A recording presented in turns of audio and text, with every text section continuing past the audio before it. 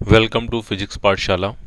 Today we are going to discuss phasors and how we can use phasors to determine the voltage across any element or current in any AC circuit.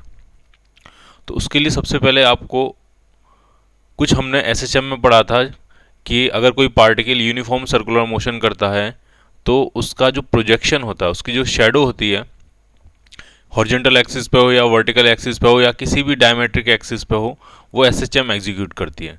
थोड़ा उसके बारे में हमें फिर से revise करना पड़ेगा। ठीक है, तो कुछ इस तरह से समझो आप।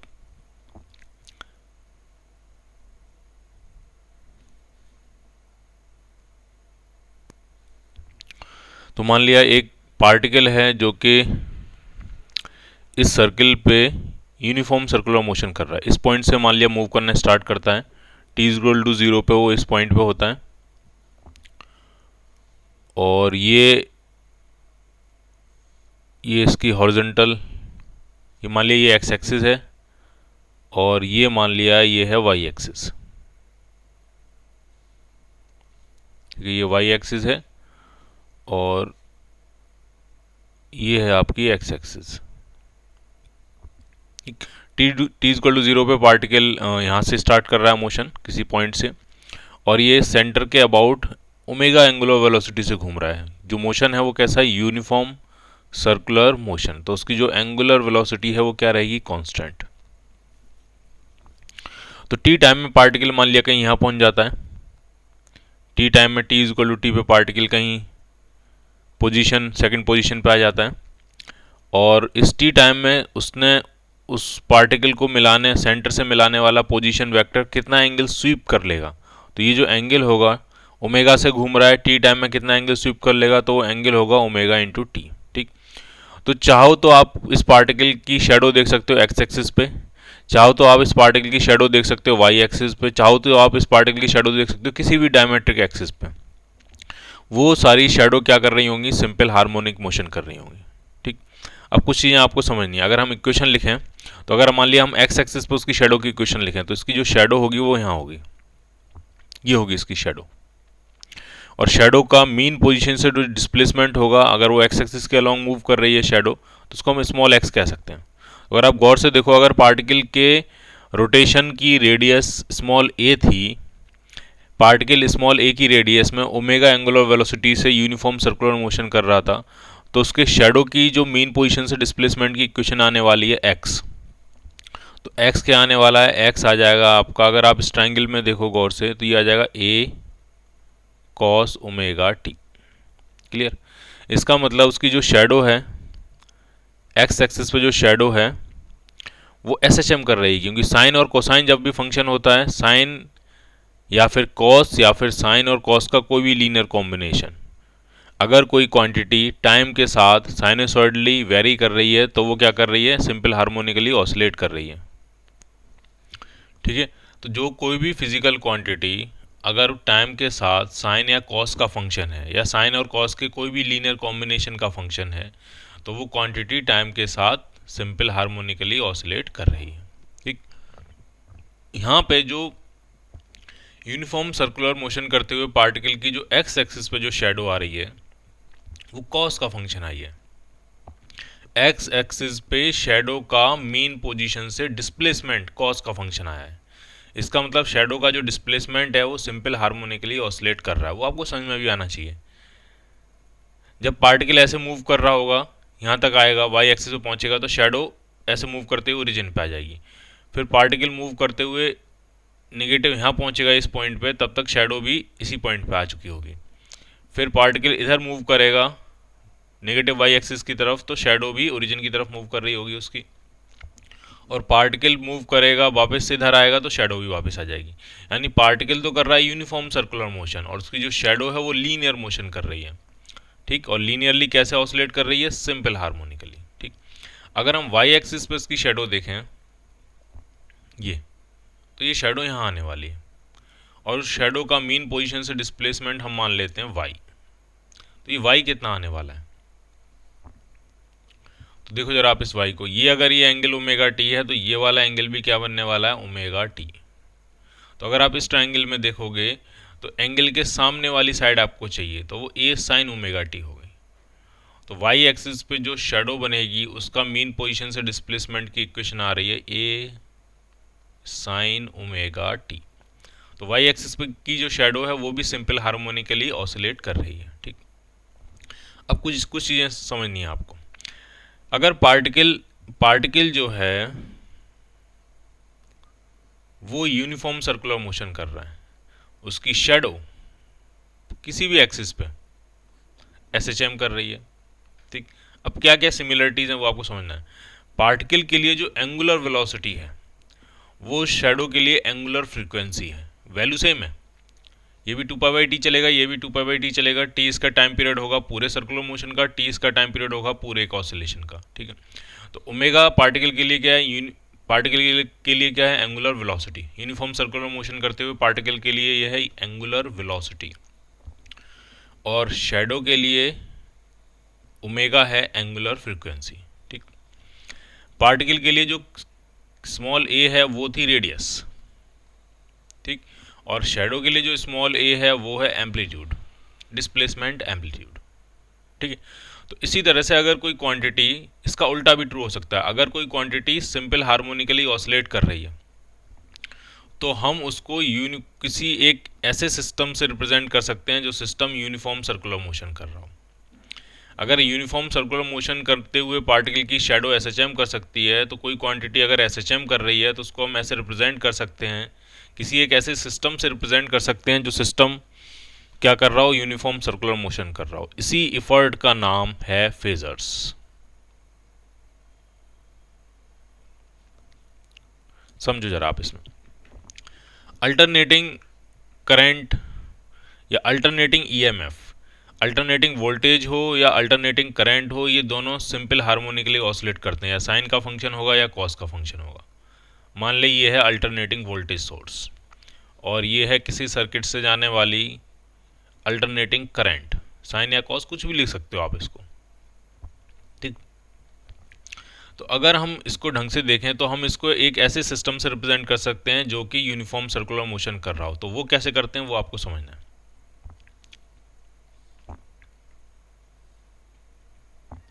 देखो, याद करो, ये जो टर्म होता था उस पार्टिकल के लिए रेडियस होती थी, और एसएचएम शेडो के लिए ये क्या होता था, एम्पलीट्यूड होता था। तो हम ऐसा फेजर्स में ऐसा मानते हैं कि ई नॉट का एक वेक्टर है, ई नॉट का एक वेक्टर है, फेजर कहते हैं बेसिकली उसको। ई नॉट लेंथ का एक वेक्टर है जो कि अपने सेंटर के अबाउट ओमेगा एंगुलर वेलोसिटी से घूम रहा है। ठीक, इसकी लेंथ कितनी है, ई नॉट। और इस ई नॉट वैक्टर की जो शेडो आएगी वही आपको किसकी वैल्यू देगी, ई की वैल्यू देगी। ठीक, आराम से सुनना आपको। अगर हम इसको देखें टी टाइम में कितना घूम जाएगा ई नॉट, तो डेफिनेटली ओमेगा टी घूम जाएगा। तो ये ई नॉट वैक्टर का यहाँ आएगा,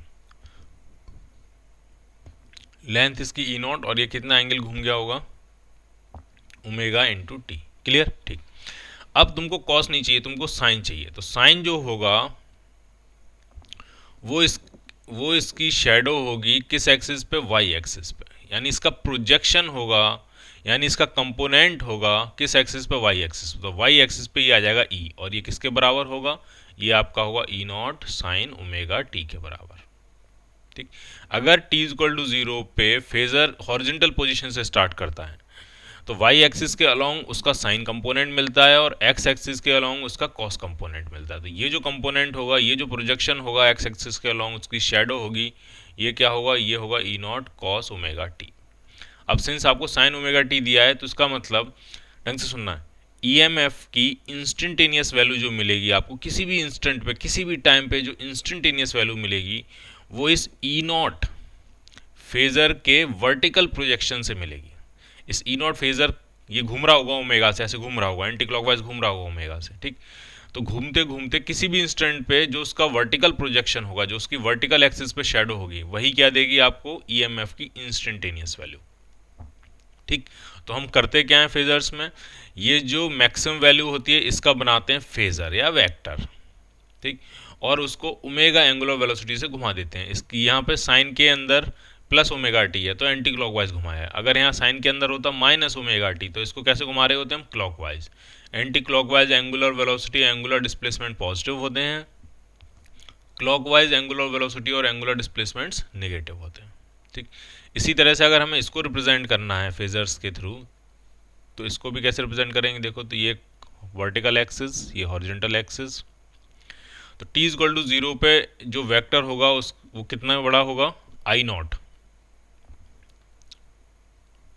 स्टार्टिंग में जो फेजर घूमेगा, आपका जो वेक्टर घूमेगा वो उसकी लेंथ क्या होगी, आई नॉट। यहाँ पे जो घूम रहा था उसकी लेंथ क्या हो थी, ई नॉट।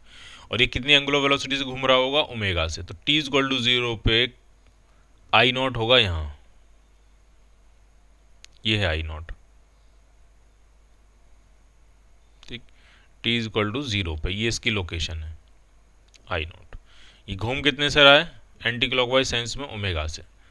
तो टी टाइम में ये कहाँ पहुँचेगा, मान लिया ये कहीं यहाँ आ गया, कितना एंगल घूम गया होगा, तो वो एंगल होगा आपका ओमेगा इंटू टी। लेंथ इसकी किसके बराबर होगी, मैक्सिमम करंट आई नॉट के बराबर। करंट की जो पीक वैल्यू है, जो मैक्सिमम वैल्यू है, उसके बराबर होती है फेजर की लेंथ। और इसकी जो करंट की जो इंस्टेंटेनियस वैल्यू होगी किसी भी इंस्टेंट पे, तो वो वर्टिकल लाइन पे प्रोजेक्शन होगा कि हॉरिजॉन्टल लाइन पे। तो यहाँ से पता लग रहा है कॉस, कॉस का मतलब ये हॉरिजॉन्टल लाइन पे प्रोजेक्शन होगा। किसी भी इंस्टेंट पे एक्स एक्सिस के अलोंग जो प्रोजेक्शन होगा वो करंट की इंस्टेंटेनियस वैल्यू बताएगा। जब ये फेजर घूम के इस तरफ पहुँच जाएगा, इस तरफ आया होगा किसी भी टाइम पे, तब भी एक्स एक्सिस के अलोंग जो प्रोजेक्शन होगा वो करंट की इंस्टेंटेनियस वैल्यू बताएगा। फर्क ये पड़ेगा कि अगर प्रोजेक्शन पॉजिटिव है तो करंट एक डायरेक्शन में फ्लो कर रही होगी, प्रोजेक्शन नेगेटिव आएगा तो करंट दूसरी डायरेक्शन में फ्लो करेगी। सेम केस ईएमएफ के लिए, अगर ईएमएफ पॉजिटिव है तो पोलरिटी एक साइड में होगी, इस तरह से होगी, और ईएमएफ अगर नेगेटिव है तो पोलरिटी फिर इस तरह से हो जाएगी। डीसी सोर्स से तो नहीं दिखाना चाहिए, सिर्फ पोलरिटी के लिए बता रहा हूँ मैं। ये टर्मिनल पॉजिटिव होगा, ये नेगेटिव होगा। अगर ईएमएफ नेगेटिव आ रहा है, प्रोजेक्शन अपोजिट डायरेक्शन में हो रहा है, तो ये नेगेटिव हो चुका होगा, ये पॉजिटिव हो चुका होगा। इतनी बात क्लियर है सबको। अब कुछ फेजर्स को रिप्रेजेंट करते हैं। जैसे मान लिया एक फेजर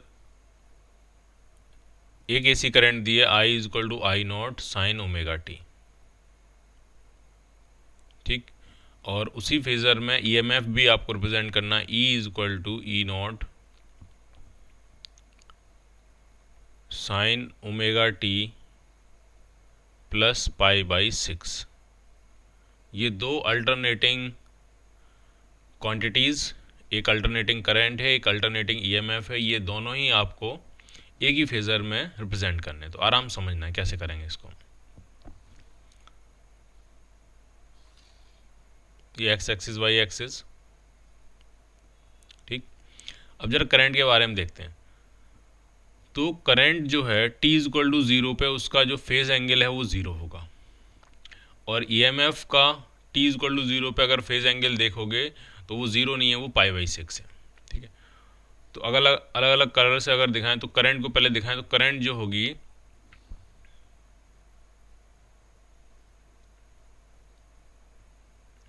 करंट का जो phase angle t equal to 0 पे है वो 0 है। तो करंट का जो फेजर होगा आई नॉट, ये यहाँ पे होगा t इक्वल टू 0, ये पोजीशन है इसकी t इक्वल टू 0 की।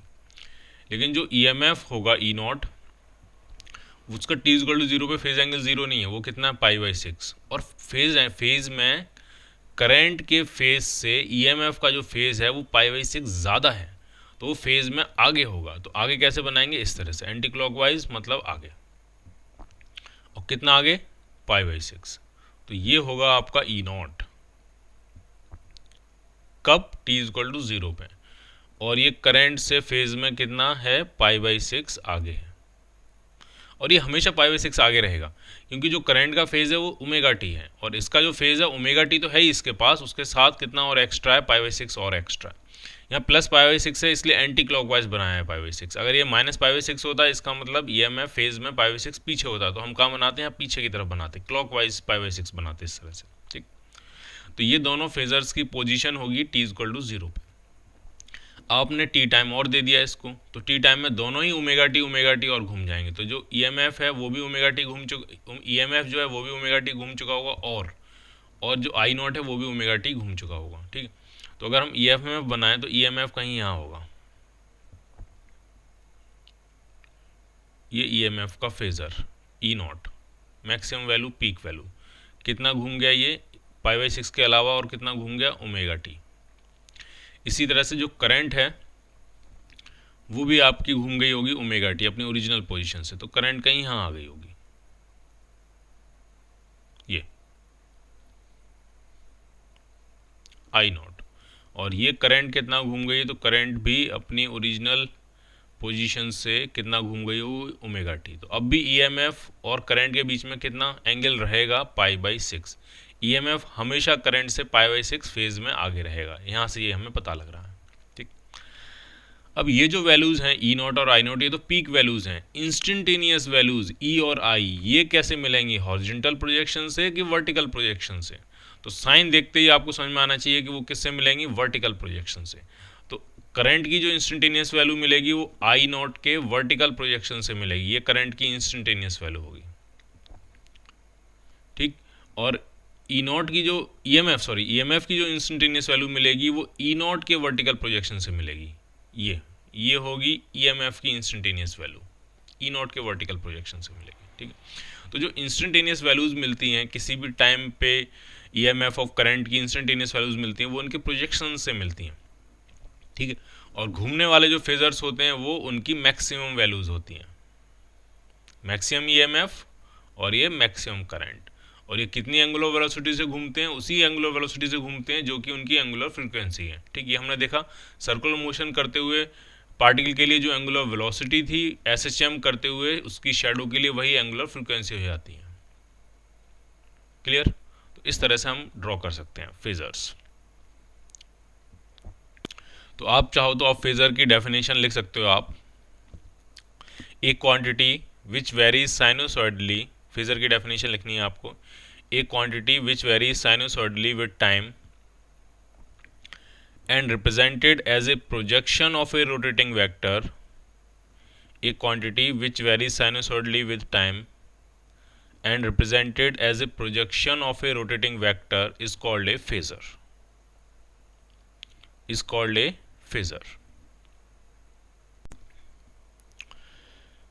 Simple AC circuits। तो इसमें हम सबसे पहले अगर सिर्फ रेजिस्टेंस को एसी सोर्स से कनेक्ट करें तो कैसे रिस्पॉन्स होगा, किस तरह से करंट उसमें फ्लो करेगी, किस तरह से ईएमएफ उसके अक्रॉस मेंटेन होगा। फिर सिर्फ इंडक्टर अगर एक एसी सोर्स के अक्रॉस लगाओ तो क्या सिचुएशन होगी। फिर सिर्फ कैपेसिटर अगर एसी सोर्स के अक्रॉस लगाओ तो क्या सिचुएशन होगी। सबसे पहले ये 3 डिफरेंट सिचुएशंस हम डील करेंगे, सिर्फ रेजिस्टेंस अक्रॉस एसी सर्किट, सिर्फ only inductor across AC circuit, only capacitor across AC circuit. उसके बाद फिर हम दो की कॉम्बिनेशन लेकर डील करना शुरू करेंगे कि रेजिस्टेंस और इंडक्टर लगाओ, रेजिस्टेंस और कैपेसिटर लगाओ, कैपेसिटर और इंडक्टर लगाओ। उसके बाद फिर हम एक केस देखेंगे जिसमें तीनों ही एक साथ, रेजिस्टेंस, इंडक्टर और कैपेसिटर तीनों ही सीरीज़ में कनेक्ट करके अगर हम एसी सर्किट से कनेक्ट करें तो क्या होगा। उसके बाद फिर इसी सीरीज़ में जब हम आगे बढ़ेंगे तो हम पैरेलल कॉम्बिनेशन भी देखेंगे कि अगर इनमें से इन तीनों को हम अलग अलग पैरेलल में कनेक्ट करें या इनमें से किन्हीं दो को एक साथ लेके तीसरे के साथ पैरेलल में कनेक्ट करें एसी सर्किट में, तो किस तरह से रिस्पॉन्सेज होंगे, किस तरह से करंट और वोल्टेजेस वेरी करेंगे, वो सारी चीज़ें हम देखेंगे। ठीक है, तो सबसे पहले simple AC circuit, only resistance. ठीक है, जो पहली सिचुएशन है उसमें क्या है, सिर्फ एक रेजिस्टेंस है आर और उसको हम एक एसी वोल्टेज सोर्स के अक्रॉस कनेक्ट कर रहे हैं। ठीक, एसी वोल्टेज जो सोर्स है वो है E naught sine omega t, और किसी भी time t equal to t पे इसमें जो करंट देखी वो पता लगी कितनी है आई, कुछ आई करंट फ्लो हो रही है।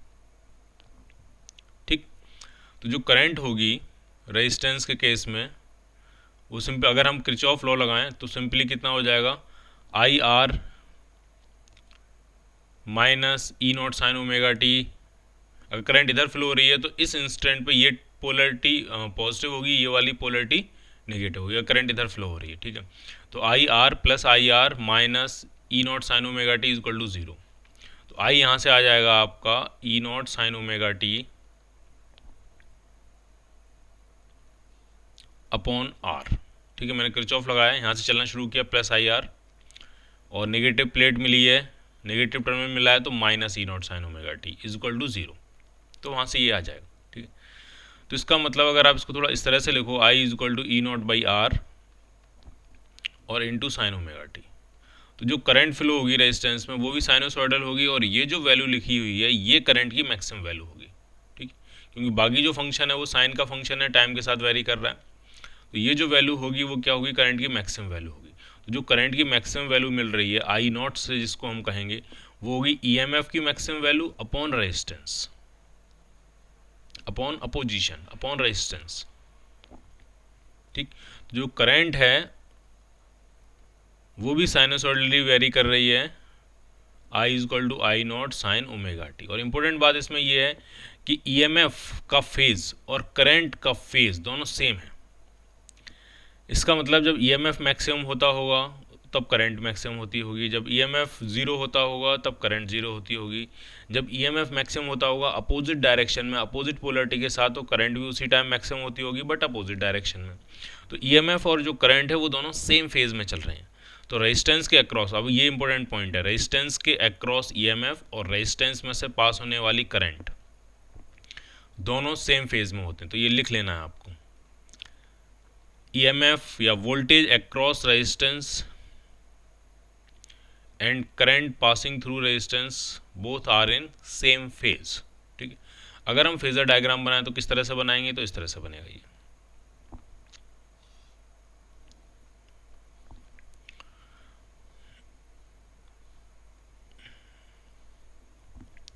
तो t इज इक्वल टू 0 पे अगर ईएमएफ,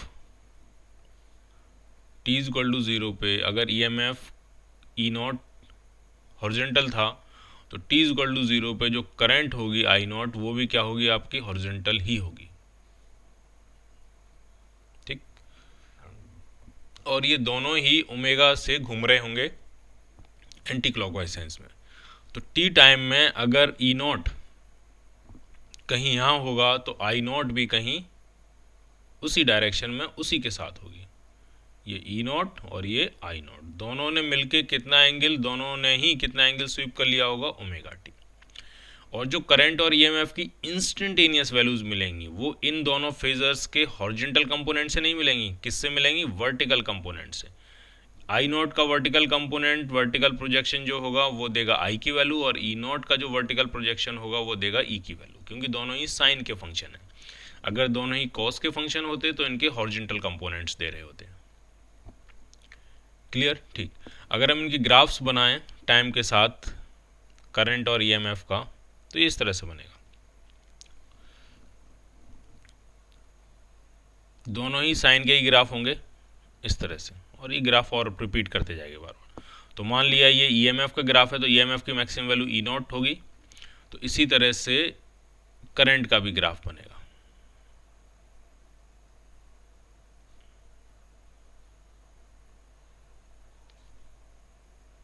इस तरह से। और करंट की जो मैक्सिमम वैल्यू है वो क्या होगी, आई नॉट, जो कि ई नॉट बाई आर के बराबर है। ठीक है, और दोनों ही सेम फेज में, जब ईएमएफ जीरो तब करंट जीरो, जब ईएमएफ मैक्सिमम तभी करंट मैक्सिमम, फिर EMF zero current zero, EMF opposite direction में मैक्सिमम, करंट भी अपोजिट डायरेक्शन में मैक्सिमम, फिर से ईएमएफ जीरो करंट जीरो। ठीक, इसका मतलब ढंग से सुनना, रेजिस्टेंस के अक्रॉस वोल्टेज और रेजिस्टेंस से पास होने वाली करंट दोनों ही हमेशा क्या होते हैं, सेम फेज में होते हैं। क्लियर? अब अगला हम देखेंगे ओनली इंडक्टर। अगर सिस्टम में सिर्फ इंडक्टर हो, सिर्फ इंडक्टर हो और इंडक्टर के अक्रॉस एक एसी ईएमएफ सोर्स लगा हुआ है, तो उसमें करंट किस तरह से वेरी करेगी। तो कुछ इस तरह से है, एक इंडक्टर है और उस इंडक्टर के अक्रॉस एक एसी वोल्टेज सोर्स इस तरह से अप्लाई किया है। टी इज इक्वल टू किसी भी जनरल टाइम टी पे मान लिया ये टर्मिनल, इसकी पोलरिटी पॉजिटिव थी, इसकी पोलरिटी नेगेटिव थी, और करंट इस तरह से मान लिया फ्लो कर रहा था। ठीक है, आई, और ये वेरिएबल करंट होगा क्योंकि ईएमएफ वेरिएबल है। ईएमएफ क्या है, E naught sine omega T,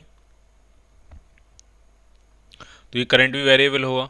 अगर किसी भी इंडक्टर से पास होने वाला करंट अगर वेरी कर रहा होता है तो इंडक्टर एक अपोजिशन प्रोड्यूस करता है, और जो अपोजिशन की बैटरी लगाते हैं वो हम हमेशा करंट की डायरेक्शन के अपोजिट लगाते हैं। कितने की लगाते हैं, उस बैटरी का मैग्नीट्यूड होता है L d i by d T का। ठीक, L d i by d T. अगर करंट कैपिटल आई है तो उसको कैपिटल आई ही लिखते हैं, L capital D i by d T. ठीक है, तो अगर इस पूरे में हम किरचॉफ लॉ लगाएं तो अगर यहाँ से चलना शुरू करें तो पॉजिटिव टर्मिनल पहले मिल रहा है तो plus L d i by d T, उसके बाद निगेटिव टर्मिनल मिल रहा है तो minus E naught sine omega T. Inductor सिर्फ अपोजिशन तब प्रोड्यूस करता है जब उससे पास होने वाली करंट वेरिएबल हो। ठीक, ये L d i by d T जो है ये बेसिकली इंडक्टर का अपोजिशन है।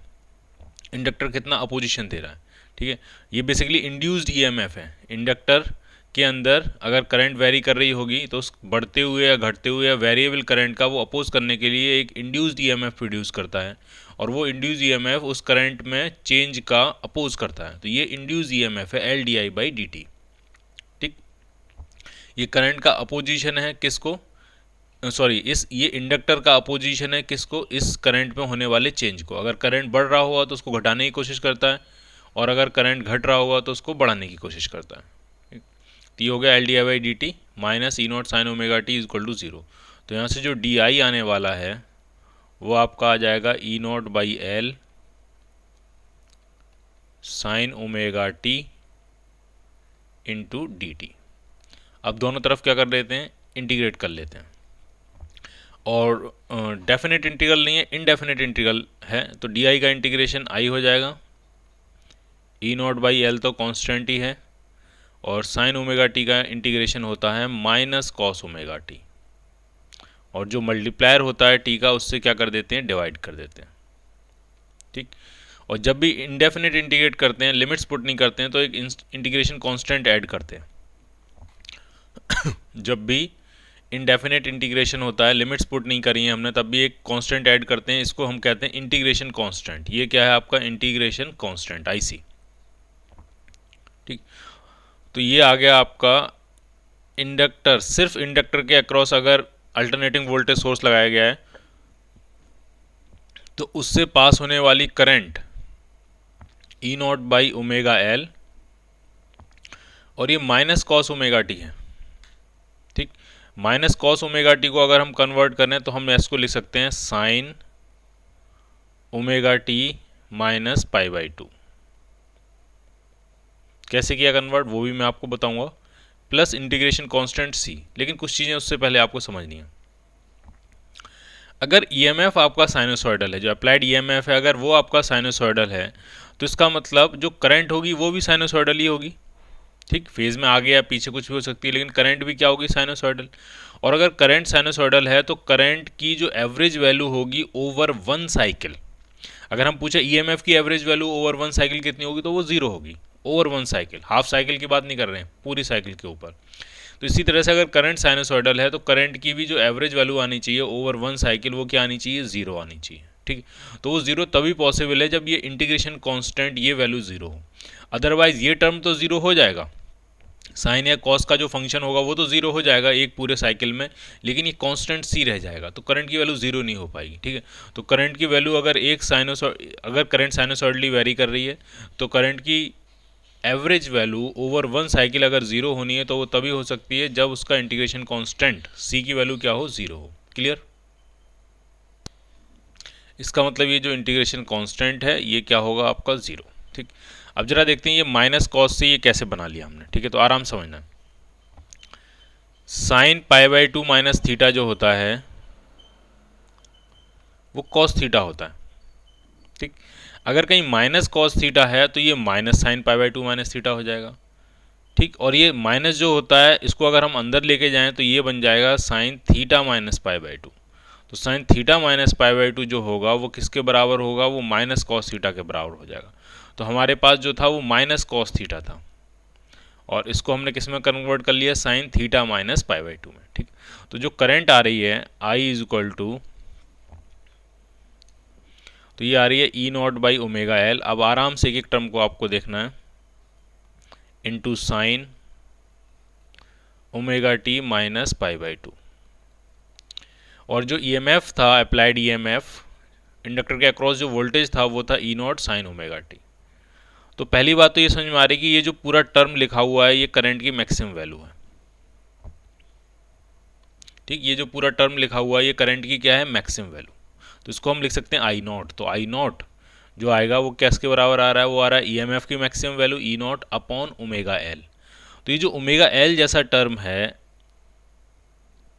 ठीक है, ये EMF upon current is equal to EMF upon resistance जैसा है, ईएमएफ अपॉन अपोजिशन जैसा है। इसका मतलब ओमेगा एल जो होगा वो एक इफेक्टिव रेजिस्टेंस होगा इंडक्टर का। ठीक, तो ओमेगा एल क्या है, ओमेगा एल लिख लेना आपको, omega L is the effective resistance of inductor, it is also called the reactance of inductor. और इसको हम किससे रिप्रेजेंट करते हैं, इसको हम एक्सएल से रिप्रेजेंट करते हैं, रिएक्टेंसेस को एक्स से रिप्रेजेंट करते हैं। एक्सएल मतलब reactance of inductor, inductive reactance is equal to omega L. ये काइंड ऑफ अपोजिशन है, इसलिए इसकी यूनिट भी क्या होती है, ओम। इसकी यूनिट वही होती है जो कि रेजिस्टेंस की यूनिट होती है। ठीक, तो पहली बात तो ये समझ में आ रही है कि maximum current is equal to maximum EMF upon opposition of inductor, that is inductive reactance. दूसरी बात, फेज अगर हम कंपेयर करें तो इसमें साइन ओमेगा टी है, यहाँ पे भी साइन है, बिल्कुल ठीक है, साइन को साइन से ही कंपेयर कर सकते हैं। तो उसमें फेज ओमेगा टी था और यहाँ पे जो फेज है वो omega T minus pi by 2 है। इसका मतलब इंडक्टर में करंट इंडक्टर के अक्रॉस वोल्टेज से फेज में पाई बाई 2 पीछे होती है। तो ये लिख लेना है आपको, phase of the current is pi by 2 less than the phase of the EMF across inductor. Inductor के अक्रॉस करंट लैग करती है, करंट पीछे रहती है ईएमएफ से। ठीक, तो अगर हम इसका फेजर बनाएं तो फेजर कुछ इस तरह से बनेगा।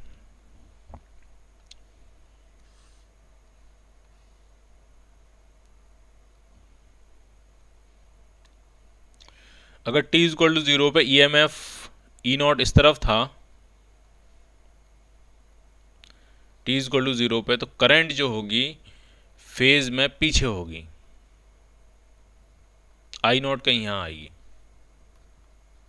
कितना पीछे होगी फेज में, पाई बाई 2। ठीक, और ये दोनों ही फेजर ओमेगा की एंगुलर वेलोसिटी से एंटी क्लॉकवाइज सेंस में घूम रहे होंगे। यानी t is equal to t time पे अगर ईएमएफ आपका कहीं यहाँ पहुंच जाता है,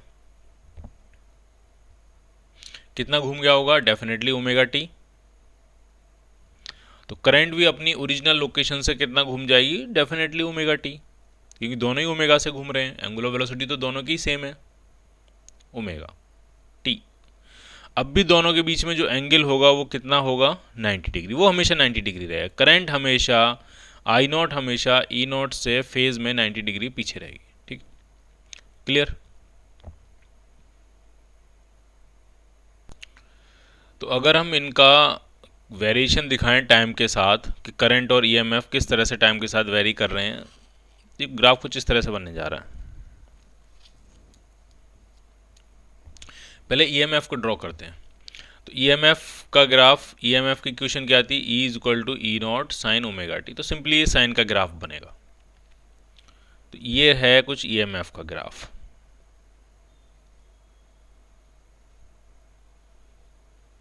इस तरह से ये ईएमएफ का ग्राफ बनेगा।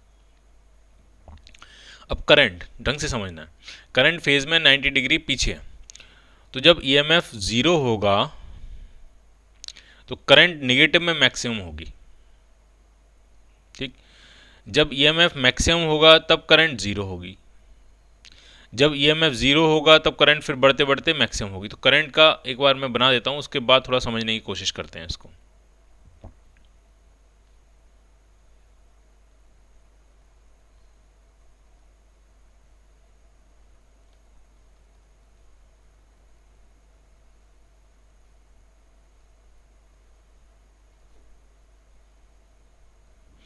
ये है करंट का ग्राफ, आराम समझना।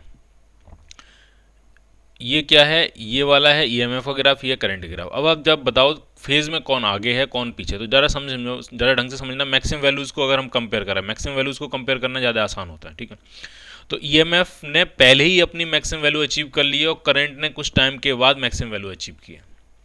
अगर हम कंपेयर करें इन दोनों को, तो ईएमएफ ने पहले ही अर्लियर टाइम किसी टाइम पे अपनी मैक्सिमम वैल्यू अचीव कर ली, जबकि करंट ने थोड़ी देर बाद मैक्सिमम वैल्यू अचीव किया। ठीक, अगर नेगेटिव मैक्सिमम कंपेयर करना हमेशा इजी होता है। नेगेटिव मैक्सिमम कंपेयर करें तो ईएमएफ ने पहले ही नेगेटिव मैक्सिमम अपनी वैल्यू अचीव कर ली और करंट थोड़ी देर बाद अचीव कर रहा है। इसका मतलब करंट फेज में पीछे चल रहा है। और कितना पीछे चल रहा है? π/2। तो इस तरह से ये ग्राफ बनेगा। फिर से अगर हम देखें, इसके आगे की वैल्यू देखें तो ईएमएफ ने पहले ही फिर से अपनी पॉजिटिव मैक्सिमम वैल्यू अचीव कर ली है और करंट ने बाद में अपनी पॉजिटिव वैल्यू अचीव करी है। ठीक है, अगर कोई ये कह सकता है कि सर हम करंट की ये वैल्यू और ईएमएफ की ये वैल्यू कंपेयर करें कि करंट ने अपनी पहले ही मैक्सिमम वैल्यू अचीव कर ली और ईएमएफ काफ़ी देर बाद अचीव कर रहा है, तो ये भी सही हो जाएगा। ढंग से समझना है। ये दोनों डायग्राम को आप ऐसे भी कह सकते हो कि करंट फेज में 90 डिग्री पीछे है और ये भी कह सकते हो करंट फेज में 270 डिग्री आगे है। ये कह सकते हो करंट फेज में π/2 पीछे है और ये भी कह सकते हो करंट फेज में 3π/2 आगे है। ये दोनों ही बातें ठीक हैं। अगर आप ये वैल्यू और ये वैल्यू कंपेयर करते हो तो आप यहाँ से ये कह सकते हो करंट जो है ये करंट है और ये क्या है? ईएमएफ है, कि करंट फेज में ईएमएफ से 3π/2 आगे है। और इन दोनों वैल्यूज़ को अगर आप कंपेयर करते हो तो आप ये कह सकते हो कि करंट फेज में ईएमएफ से π/2 पीछे है। ठीक, सिंस ये क्लोजर वैल्यू है तो हम इसी को प्रेफर करते हैं, वरना स्टेटमेंट दोनों ही आपके क्या हैं? ठीक है। क्लियर? दूसरी बात,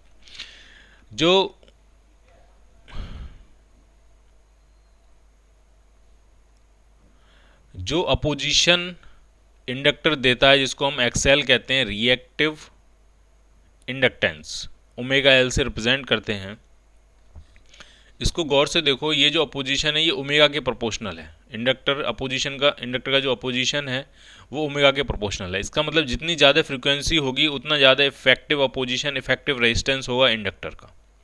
ठीक, और होना भी चाहिए। इंडक्टर तब अपोज करता है, किसको अपोज करता है? इंडक्टर चेंज को अपोज करता है। Change in current, change in magnetic flux को इंडक्टर अपोज करता है।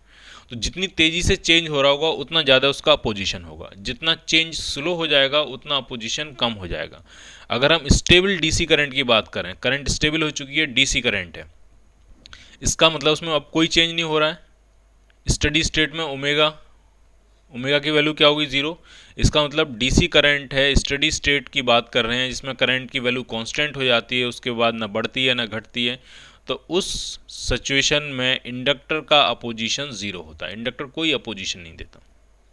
ठीक है, डीसी स्टेबल करंट को, स्टडी करंट को इंडक्टर का अपोजिशन क्या होता है? 0। इंडक्टर ऐसे बिहेव करता है जैसे कि वो ट्रांसपेरेंट हो गया हो। अगर डीसी करंट फ्लो हो रही है, कांस्टेंट करंट फ्लो हो रही है, तो इंडक्टर का अपोजिशन 0। अब बात करते हैं ओनली कैपेसिटर। अगर किसी सिस्टम में सिर्फ एक कैपेसिटर है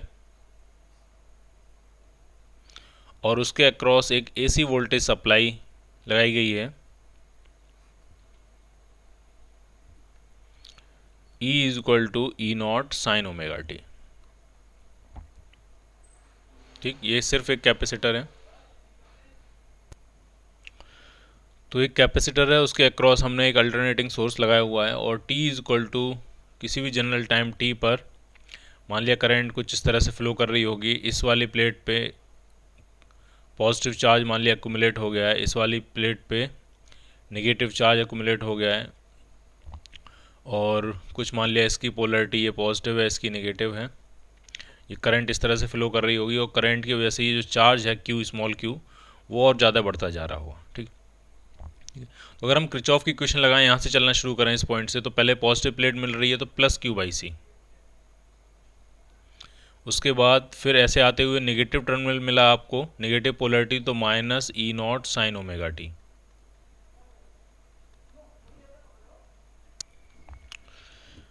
तो अगर Q यहाँ से फाइंड करें तो Q आपका आ जाएगा, ये 0 होगा, Q आपका आ जाएगा E0 C sin ωt। ये कैपेसिटर पे एक्यूमुलेट चार्ज की वैल्यू है। अगर हम एक इक्वेशन बनाएं Q और I में, तो कुछ इस तरह से आपको समझ में आना चाहिए कि इस करंट की ही वजह से ये चार्ज यहाँ पे एक्यूमुलेट हो रहा है। यानी जो करंट होगी वही आपकी बनेगी dQ/dt। जितनी ज़्यादा करंट होगी उतनी तेज़ी से चार्ज कैपेसिटर पर एक्यूमुलेट हो रहा होगा। यानी चार्ज के एक्यूमुलेट होने का रेट, चार्ज के बढ़ने का रेट किस बात पर डिपेंड करेगा? करंट पर डिपेंड करेगा। फॉर एग्जाम्पल, अगर करंट आपकी 5 एम्पियर है, 5 एम्पियर का मतलब 5 कूलम पर सेकेंड है। इसका मतलब पर सेकेंड कैपेसिटर पर कितना चार्ज अकुमुलेट हो रहा होगा, 5 कूलम। ठीक है, तो जो करंट की वैल्यू होगी वही आपकी कैपेसिटर पे अकुमुलेट होने वाले चार्ज का रेट ऑफ चेंज होगी, dq/dt। तो अगर हमको करंट फाइंड करनी है तो चार्ज को हम डिफ्रेंशिएट करेंगे टाइम के रिस्पेक्ट में। तो ज़रा डिफ्रेंशिएट करते हैं। E0c साइन ओमेगा टी का डेरिवेटिव होता है कॉस ओमेगा टी, और ये जो ओमेगा टी है इसको फिर से डिफ्रेंशिएट करेंगे तो इनटू ओमेगा। तो जो करंट का एक्सप्रेशन आ रहा है वो कुछ इस तरह से आ रहा है, E0, और ये ओमेगा इंटू सी को हम ऐसे लिख सकते हैं 1/ओमेगा सी। ऐसा क्यों लिखा है वो अभी आपको समझ में आएगा। ओमेगा सी वापस ऊपर आ जाएगा इंटू कॉस ओमेगा टी, और कॉस ओमेगा टी जो होता है वो होता है आपका sine omega t plus π/2। Sine omega t plus theta sine π/2 plus theta जो होता है वो कॉस थीटा होता है। तो इसको हम ऐसा लिख सकते हैं साइन π/2 प्लस थीटा, ये π/2 ये थीटा, साइन π/2 प्लस थीटा क्या बनेगा, कॉस थीटा। तो ये आया आपके करंट का एक्सप्रेशन।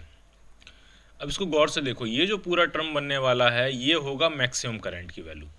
तो जो मैक्सिमम करंट आ रही है I0 वो आपकी आएगी मैक्सिमम EMF अपॉन 1/ओमेगा सी। और ये जो 1/ओमेगा सी है ये रेजिस्टेंस की तरह यहाँ बिहेव कर रहा है, अपोजिशन की तरह बिहेव कर रहा है। वो अपोजिशन है जो कैपेसिटर ने प्रोड्यूस किया होगा, इसलिए इसका नाम है कैपेसिटिव रिएक्टेंस। रेजिस्टेंस जैसा तो नहीं है ये, इसका नाम क्या है, कैपेसिटिव रिएक्टेंस। इसकी यूनिट वही होती है जो कि रेजिस्टेंस की यूनिट होती है, ओम। तो ये है कैपेसिटिव रिएक्टेंस, और ये कितना होता है 1/ओमेगा सी। ठीक, दूसरी बात आप ये देखो यहाँ पे कि जो EMF है उसका फेज था omega T, sign omega T का एक्सप्रेशन था, और यहाँ जो एक्सप्रेशन आ रहा है वो आ रहा है sine of omega t plus π/2। यानी जो फेज है वो करंट का जो फेज है वो EMF के फेज से π/2 आगे है। यानी करंट जो है वो कैपेसिटर के सिचुएशन में कैपेसिटर में से फ्लो होने वाली करंट और कैपेसिटर के अक्रॉस EMF, करंट EMF से फेज में 90 डिग्री आगे होती है। Current is leading EMF by 90 degree by π/2। Clear. तो यहाँ से दो चीज़ें आपको समझ में आई, एक तो कि अगर मैक्सिमम करंट की वैल्यू निकालनी हो तो वो होगी maximum EMF upon opposition of capacitor. उसका नाम क्या है, कैपेसिटिव रिएक्टेंस। किससे रिप्रेजेंट करते हैं, XC से। XC की वैल्यू क्या होती है 1/ओमेगा सी। दूसरी बात, करंट जो है वो फेज में EMF से 90 डिग्री आगे रहती है। ठीक, अगर हम इसका फेजर डायग्राम बनाएं तो कुछ इस तरह की सिचुएशन होगी। t=0 पे EMF अगर यहाँ होगा तो करंट फेज में 90 डिग्री आगे होगी। तो t=0 पे अगर ये E0 है तो ये क्या होगा आपका I0। फेज में कितना आगे है करंट, 90 डिग्री, और ये दोनों ही फेजर एंटी क्लॉकवाइज सेंस में ओमेगा से घूम रहे होंगे। तो t टाइम पे अगर E0 कहीं यहाँ घूम के आ चुका होगा तो करंट कहीं यहाँ पहुँच चुकी होगी। दोनों ही अपनी अपनी ओरिजिनल ओरिएंटेशन से कितना घूम गए होंगे, ओमेगा टी। करंट भी कितना घूम गई होगी अपनी ओरिजिनल ओरिएंटेशन से, ओमेगा टी, और दोनों के बीच में स्टिल एंगल कितना मेंटेन रहेगा, 90 डिग्री। इस तरह से ये रोटेट करेंगे, और दोनों ही साइन के फंक्शन है। इसका मतलब करंट की इंस्टेंटेनियस वैल्यू और EMF की इंस्टेंटेनियस वैल्यू फाइंड करने के लिए आपको vertical components, vertical y axis पे जो इनके प्रोजेक्शंस होंगे इन फेजर्स के E0 और I0 के, वही आपको करंट की इंस्टेंटेनियस वैल्यू और EMF की इंस्टेंटेनियस वैल्यू के बारे में इंफॉर्मेशन देंगे। अब जरा करंट और EMF को अगर हम टाइम के रिस्पेक्ट में रिप्रेजेंट करें तो किस तरह से उनके ग्राफ्स आएंगे तो वो आपको आराम से समझना है।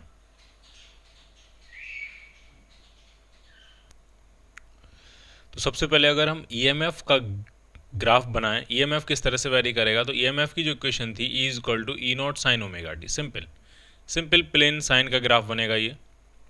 तो EMF कुछ इस तरह से वेरी कर रहा होगा।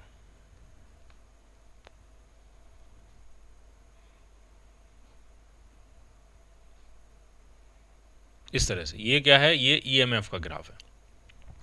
अब जरा करंट का ग्राफ बनाते हैं। ठीक है, करंट जो है वो फेज में 90 डिग्री आगे है। ठीक, इसका मतलब EMF अगर इस टाइम पे मैक्सिमम हुआ है तो करंट उससे 90 डिग्री का मतलब हुआ T/4 टाइम पहले ही मैक्सिमम हो चुकी होगी। क्योंकि टोटल 360 डिग्री का मतलब एक साइकिल पूरा, तो इसका मतलब कितना टाइम लगता है, टाइम पीरियड के बराबर। और 90 डिग्री का मतलब कितना टाइम, t/4। तो करंट जो होगी वो t/4 टाइम पहले ही मैक्सिमम हो चुकी है, यानी जब ईएमएफ जीरो होगा तब टाइम करंट क्या होगी, करंट आपकी मैक्सिमम होगी। जब ईएमएफ मैक्सिमम होगा तब करंट क्या हो चुकी होगी, जीरो हो चुकी होगी। फिर ईएमएफ जीरो हुआ है तो करंट नेगेटिव में मैक्सिमम हो चुकी होगी। तो इस तरह से ये ग्राफ पड़ेगा। दोनों का टाइम पीरियड सेम है, दोनों का ऑसिलेट करने का पैटर्न सेम है। अंतर क्या है कि फेज में एक आगे है और एक क्या है, पीछे है। इस तरह से ये करंट है, और करंट फेज में आगे है। फेज कभी भी कंपेयर करना हो तो हमेशा मैक्सिमम वैल्यूज को कंपेयर करना ज़्यादा ठीक होता है। तो करंट ने पहले ही अपनी मैक्सिमम वैल्यू ले ली है और ईएमएफ थोड़ी देर बाद मैक्सिमम वैल्यू ले रहा है। इसका मतलब करंट जो है, करंट आई जो है वो फेज में ईएमएफ से 90 डिग्री आगे है। तो इस तरह से इनके ग्राफ बनेंगे। ठीक है। अगर आप देखना चाहो तो करंट का जो एक्सप्रेशन आया वो कितना आया, वो था आपका I0 sine omega t plus π/2। Current phase में π/2 आगे है, तो साइन π/2 प्लस थीटा क्या होता है, वो कॉस थीटा होता है। तो इसको आप सिंपली I0 कॉस थीटा भी लिख सकते थे, कॉस ओमेगा टी। और अगर गौर से देखो तो ये जो ब्लू वाला ग्राफ है ये कॉस ओमेगा टी का ग्राफ है, कॉस थीटा का ग्राफ है।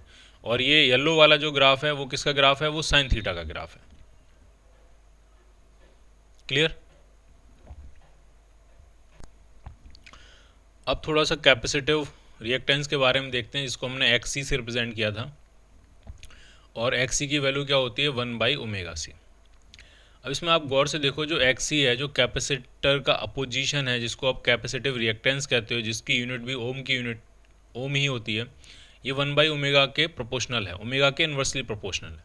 इसका मतलब फ्रीक्वेंसी जितनी बढ़ती जाएगी XC उतना कम होता जाएगा, और फ्रीक्वेंसी जितनी घटती जाएगी XC उतना बढ़ता जाएगा। ठीक। तो अगर हम स्टेबल डीसी करंट की बात करें, स्टेबल डीसी करंट, करंट जो है वो स्टेबलाइज हो गई है, स्टडी स्टेट करंट है, तो उसके लिए ओमेगा क्या होगा, उसके लिए ओमेगा होगा ज़ीरो। ओमेगा ज़ीरो होगा तो कैपेसिटर का अपोजिशन कितना होना चाहिए, इन्फानाइट। और वो होता है, समझो ज़रा, अगर एक कैपेसिटर है और उसको आपने एक डीसी सोर्स से कनेक्ट किया हुआ, बैटरी से कनेक्ट किया हो, तो शुरुआत में कैपेसिटर अनचार्ज होगा तो शुरुआत में करंट फ्लो करेगी। लेकिन जब आप बताओ, जब कैपेसिटर फुल चार्ज हो जाता है एक बार, तो उसके बाद इस ब्रांच में से कितनी करंट जाती है, उसके बाद करंट क्या हो जाती है, ज़ीरो।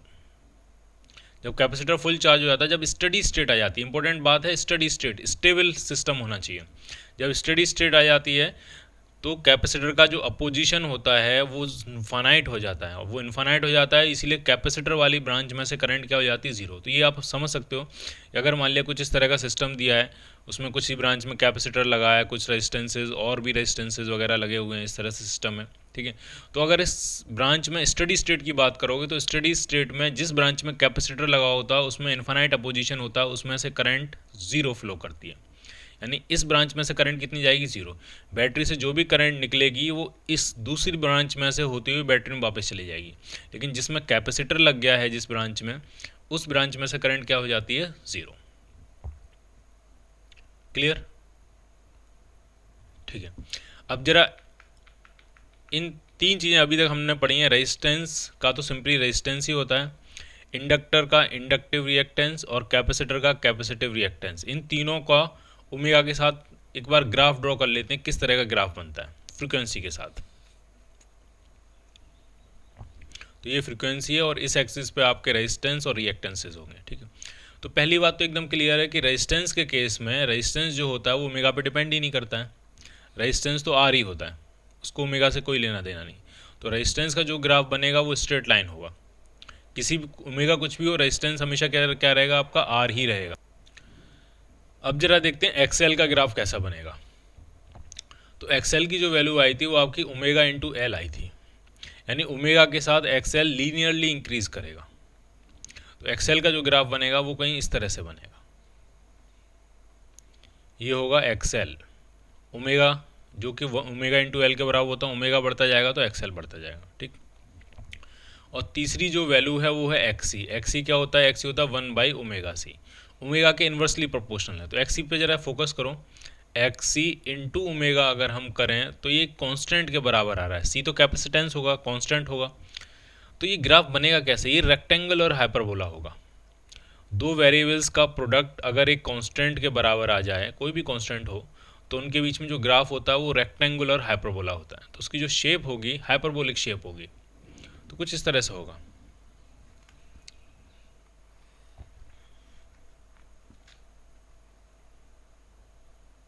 कुछ इस तरह से ये ग्राफ बनेगा, रेक्टेंगुलर हाइपरबोला। ये किसका ग्राफ है? ये एक्स सी का ग्राफ है और जो 1/ओमेगा सी है। ठीक है, अब कुछ चीज़ें आपको इस ग्राफ में समझने वाली हैं। अगर ओमेगा डिक्रीज होता जा रहा है, बहुत कम वैल्यू ले रहा है, वेरी स्मॉल वैल्यू, तो आप खुद से देखो, अगर ओमेगा 0 हो तो यहाँ ग्राफ से खुद पता लग रहा है, तो एक्सएल की वैल्यू 0 हो रही है। अगर ओमेगा 0 हो रहा है तो एक्सएल 0 हो रहा है। लेकिन एक्सी कितना हो रहा है? एक्सी कहाँ अप्रोच कर रहा है? तो एक्सी जो है ये इन्फानाइट अप्रोच कर रहा है। यानी स्टेबल डीसी करंट को इंडक्टर कोई अपोजिशन नहीं देता है, जबकि कैपेसिटेंस इन्फानाइट अपोजिशन देता है। दूसरी बात, अगर ओमेगा बढ़ता जा रहा है, ओमेगा इंक्रीज करता जा रहा है, तो एक्सएल तो बढ़ता चला जा रहा है। ठीक है, एक्सएल जो है वो बढ़ता चला जा रहा है और एक्सी कम होता जा रहा है। यानी फ्रीक्वेंसी अगर बढ़ती जाएगी एसी सोर्स की, तो इंडक्टर का अपोजिशन बढ़ेगा और कैपेसिटर का अपोजिशन कम होगा। क्योंकि इंडक्टर का अपोजिशन, इंडक्टर जो जिंदा होता है वो चेंज पे ही जिंदा होता है। इंडक्टर का अपोजिशन होता है इसीलिए क्योंकि चेंज हो रहा है, और चेंज जितनी तेज़ी से होगा अपोजिशन इंडक्टर का उतना ज़्यादा होगा। तो ये ग्राफ है, इन ग्राफ से यहाँ पता लग रहा है। ठीक है, और एक पर्टिकुलर वैल्यू भी आ रही है जिस वैल्यू पे इंडक्टिव रिएक्टेंस और कैपेसिटिव रिएक्टेंस दोनों बराबर हो रहे हैं, और उस फ्रीक्वेंसी का एक स्पेशल नाम होता है, उसको हम ओमेगा नॉट कहते हैं। इसके बारे में आगे पढ़ेंगे। ये रेजोनेंस की फ्रीक्वेंसी होती है ओमेगा नॉट, और ओमेगा नॉट वो फ्रीक्वेंसी होती है जिस फ्रीक्वेंसी पे एक्सएल और एक्ससी दोनों बराबर हो जाते हैं। ठीक, और वहाँ से जो ओमेगा नॉट आता है वो आपका आता है 1/√LC। इसके बारे में हम आगे पढ़ेंगे। रेजोनेंस की फ्रीक्वेंसी होती है। क्लियर? अभी तक हमने जो पढ़ा, हमने सिंपल अगर सिंगल रेजिस्टेंस लगा हुआ है, रेजिस्टेंस के अक्रॉस अगर AC वोल्टेज सोर्स लगाया तो कैसे बिहेवियर होगा, सिर्फ कैपेसिटर के अक्रॉस लगाया तो कैसे बिहेवियर होगा, सिर्फ इंडक्टर के अक्रॉस लगाया तो कैसा बिहेवियर होगा। कैपेसिटर में करंट फेज में आगे होती है, इंडक्टर में करंट फेज में पीछे होती है, और रेजिस्टेंस के केस में करंट फेज में सेम फेज में होती है जिस फेज में EMF होता है। ठीक, तो अब हम कॉम्बिनेशन देखना शुरू करते हैं। तो पहला जो कॉम्बिनेशन है वो LR सीरीज सर्किट। तो एक रेजिस्टेंस है, एक इंडक्टर है, और इसके अक्रॉस हमने एक AC सोर्स लगाया हुआ है, वही पुराना वाला E0 sin ओमेगा टी। ठीक, LR series circuit across N AC source. ये इंडक्टर है, ये रेजिस्टेंस है। ठीक, अब इसका हम फेज़र बनाने जा रहे हैं। ठीक है, तो ढंग से समझना, हम फेज़र जो बनाएंगे वो दो तरह से बनाएंगे। ठीक है, दो तरह के फेज़र बनाएंगे। एक तरह का फेज़र एक तरह की सिचुएशन में काम आता है, दूसरी तरह का फेज़र दूसरी तरह की सिचुएशन में काम आता है। ठीक है, तो आपको दोनों ही समझने आराम से। देखो, सबसे पहला जो हम फेज़र सीखने जा रहे हैं वो जब भी हमें करंट फाइंड करनी हो या नेट सिस्टम का इम्पीडेंस फाइंड करना हो। इम्पीडेंस क्या होता है? जब भी सिस्टम में रेजिस्टेंस भी होता है और रिएक्टेंस भी होता है, तो उनका जो नेट अपोजिशन होता है उसको हम कहते हैं इम्पीडेंस। तो जब भी हमें करंट फाइंड करनी हो और इम्पीडेंस फाइंड करना हो तो एक तरह का फेज़र डायग्राम काम आता है, और जब हमें वोल्टेजेस फाइंड करने होते हैं तो दूसरी तरह का फेज़र डायग्राम काम आता है। तो हम पहली तरह का पहले फेज़र डायग्राम बनाने की कोशिश कर रहे हैं। ठीक है, तो आपको समझना है कैसे बनाते हैं इसको।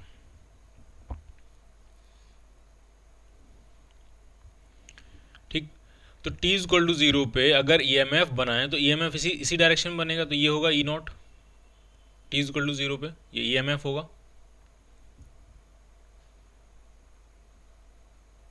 ठीक है, E0। ठीक, अब ढंग से समझना है आपको। अब हम रेजिस्टेंसेज और रिएक्टेंसेज बनाते हैं। कैसे बनाते हैं वो आप समझो आराम से। सिचुएशन ये है कि अगर सिर्फ रेजिस्टेंस होता, ये सुपरपोजिशन प्रिंसिपल पे बेस्ड होता है, आराम से सुनना है आपको।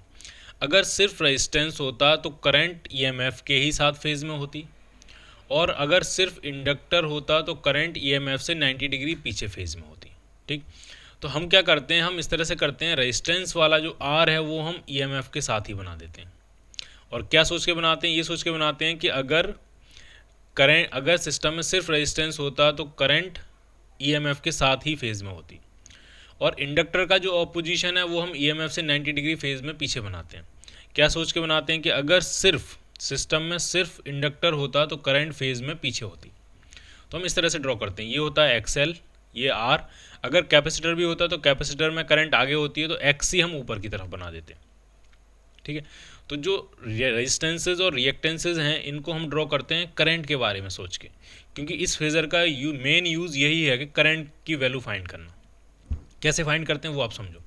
सबसे पहले ई नोट बनाया, फिर हमें पता है रेजिस्टेंस अगर होता है तो करंट उसी के साथ फेज में होती है, तो रेजिस्टेंस आर इधर बनाते हैं। इंडक्टर में करंट पीछे होती है तो एक्सएल पीछे बनाते हैं 90 डिग्री।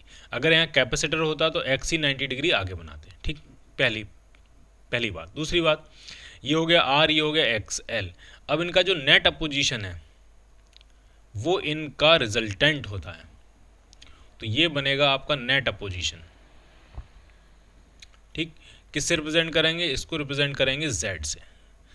जेड क्या है, जेड है आपका इम्पीडेंस।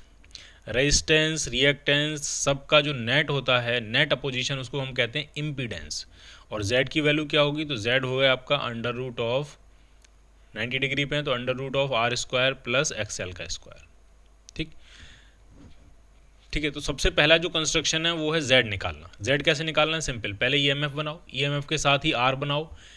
इंडक्टर में करंट पीछे होती है तो एक्सएल पीछे बनाओ। कैपेसिटर में करंट आगे होती है तो एक्सी ऊपर बनाओ। फिर इन तीनों का नेट रिजल्टेंट निकालो। जो नेट रिजल्टेंट होगा उसको हम नाम देंगे जेड।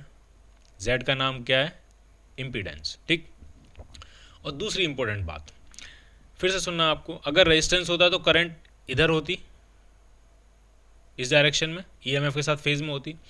अगर इंडक्टर होता तो करंट 90 डिग्री पीछे होती। अब ये दोनों ही हैं तो करंट इन दोनों ना उसके साथ होगी ना 90 डिग्री पीछे होगी, कहीं बीच में होगी। तो करंट जो होती है वो नेट इम्पीडेंस के साथ ही होती है। जिधर जेड आता है उधर ही करंट आती है, नेट करंट आई नॉट।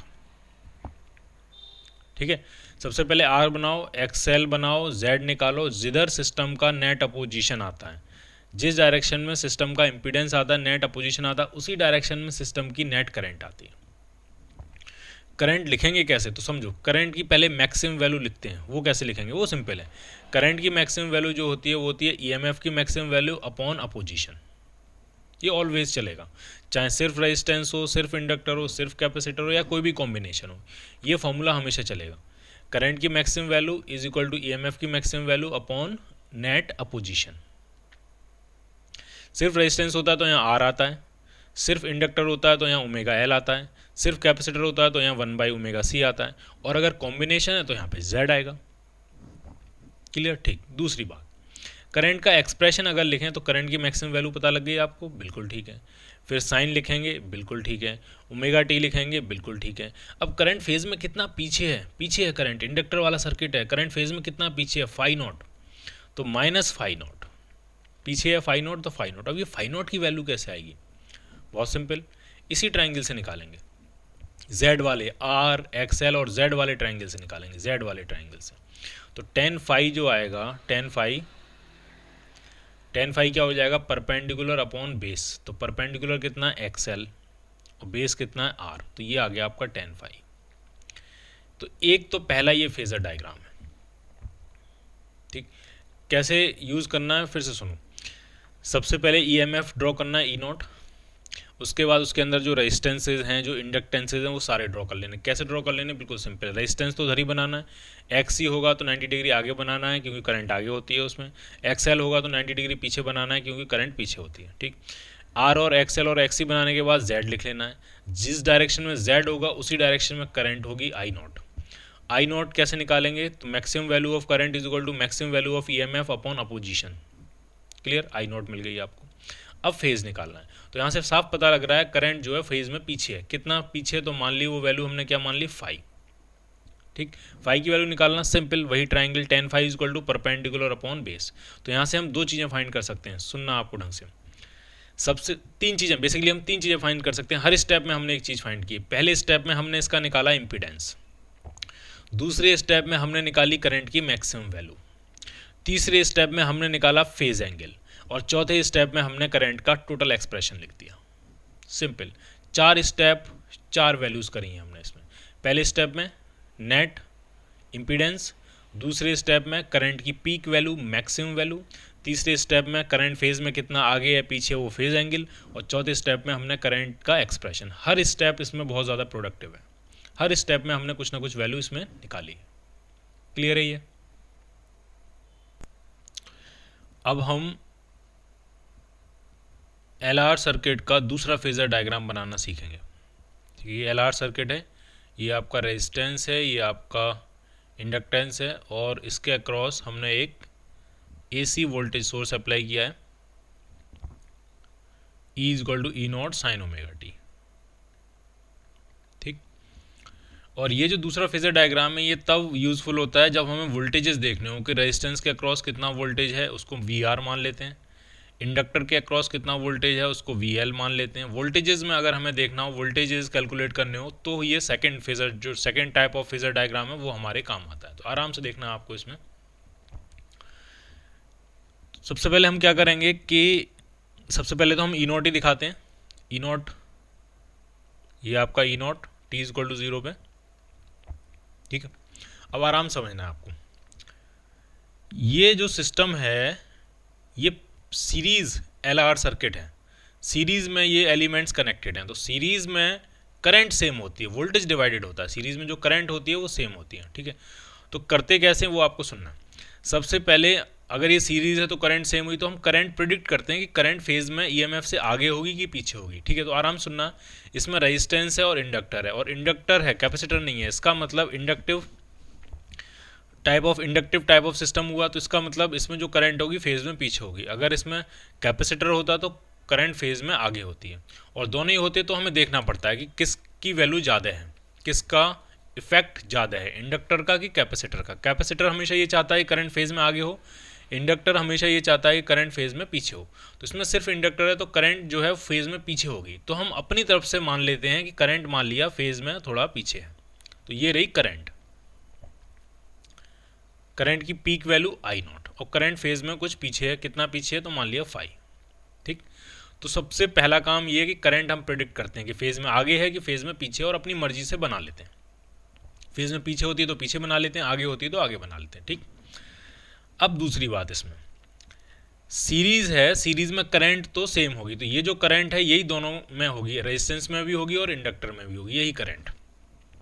तो रेजिस्टेंस के अक्रॉस जो वोल्टेज होता है, ढंग से समझना है, रेजिस्टेंस के अक्रॉस जो वोल्टेज होता है वो कितना होता है, वो होगा I इंटू आर। वोल्टेज की इंस्टेंटेनियस वैल्यू, तो ये करंट की इंस्टेंटेनियस वैल्यू। ठीक है, तो रेजिस्टेंस के अक्रॉस जो वोल्टेज होता है वो करंट के साथ फेज में होता है, और इंडक्टर के अक्रॉस जो वोल्टेज होता है वो करंट से फेज में 90 डिग्री आगे होता है। तो अगर हम ये कहें ये पीक वैल्यूज़ हैं, ये पीक वैल्यूज़ हैं, तो करंट की भी पीक वैल्यू यूज़ कर रहे होंगे। अगर ये पीक वैल्यूज़ हैं तो रेजिस्टेंस के अक्रॉस जो वोल्टेज होगा वो करंट के साथ फेज में होगा, तो रेजिस्टेंस का वोल्टेज कहीं इस तरह से आने वाला है। ये voltage peak value of voltage across resistance, और इंडक्टर का जो वोल्टेज होता है वो करंट से फेज में आगे होता है, तो इंडक्टर का वोल्टेज कहीं यहाँ बनेगा। ये इंडक्टर के अक्रॉस वोल्टेज है VL, peak voltage across inductor, क्योंकि फेजर में तो सारी पीक वैल्यूज बनाते हैं। ई नॉट पीक वैल्यू है, आई नॉट पीक वैल्यू है, VR पीक वैल्यू होगी, VL भी पीक वैल्यू होगी। तो VR क्या है, VR है peak voltage across resistance, VL क्या है, पीक वोल्टेज अक्रॉस इंडक्टर। ठीक, तो VR ये पीक वोल्टेज अक्रॉस रेजिस्टेंस है, ये पीक वोल्टेज अक्रॉस इंडक्टर है। ठीक, तो ये बन गया फेजर डायग्राम। और अगर आप ढंग से देखोगे तो VL और VR इन दोनों का रिजल्टेंट ई नॉट ही होना चाहिए, क्योंकि VR और VL इनका जो नेट है वो तो ई नॉट के बराबर ही होगा, अप्लाइड EMF ही होगा।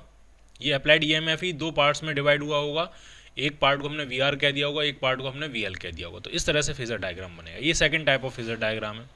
ये कब यूज़फुल होगा, जब हमें वोल्टेजेस के साथ गेम खेलना हो। ठीक है, तो मैं फिर से स्टेप बाय स्टेप समझाता हूँ कैसे करना है आपको इसको। सबसे पहला स्टेप ई नॉट ड्रॉ कर लो। दूसरा स्टेप करंट प्रिडिक्ट करो। क्या प्रेडिक्ट करो, करंट, कि करंट होगी कहाँ, कितनी होगी वो हमें नहीं निकालना, वो निकालना होगा तो पहला फेजर डायग्राम है।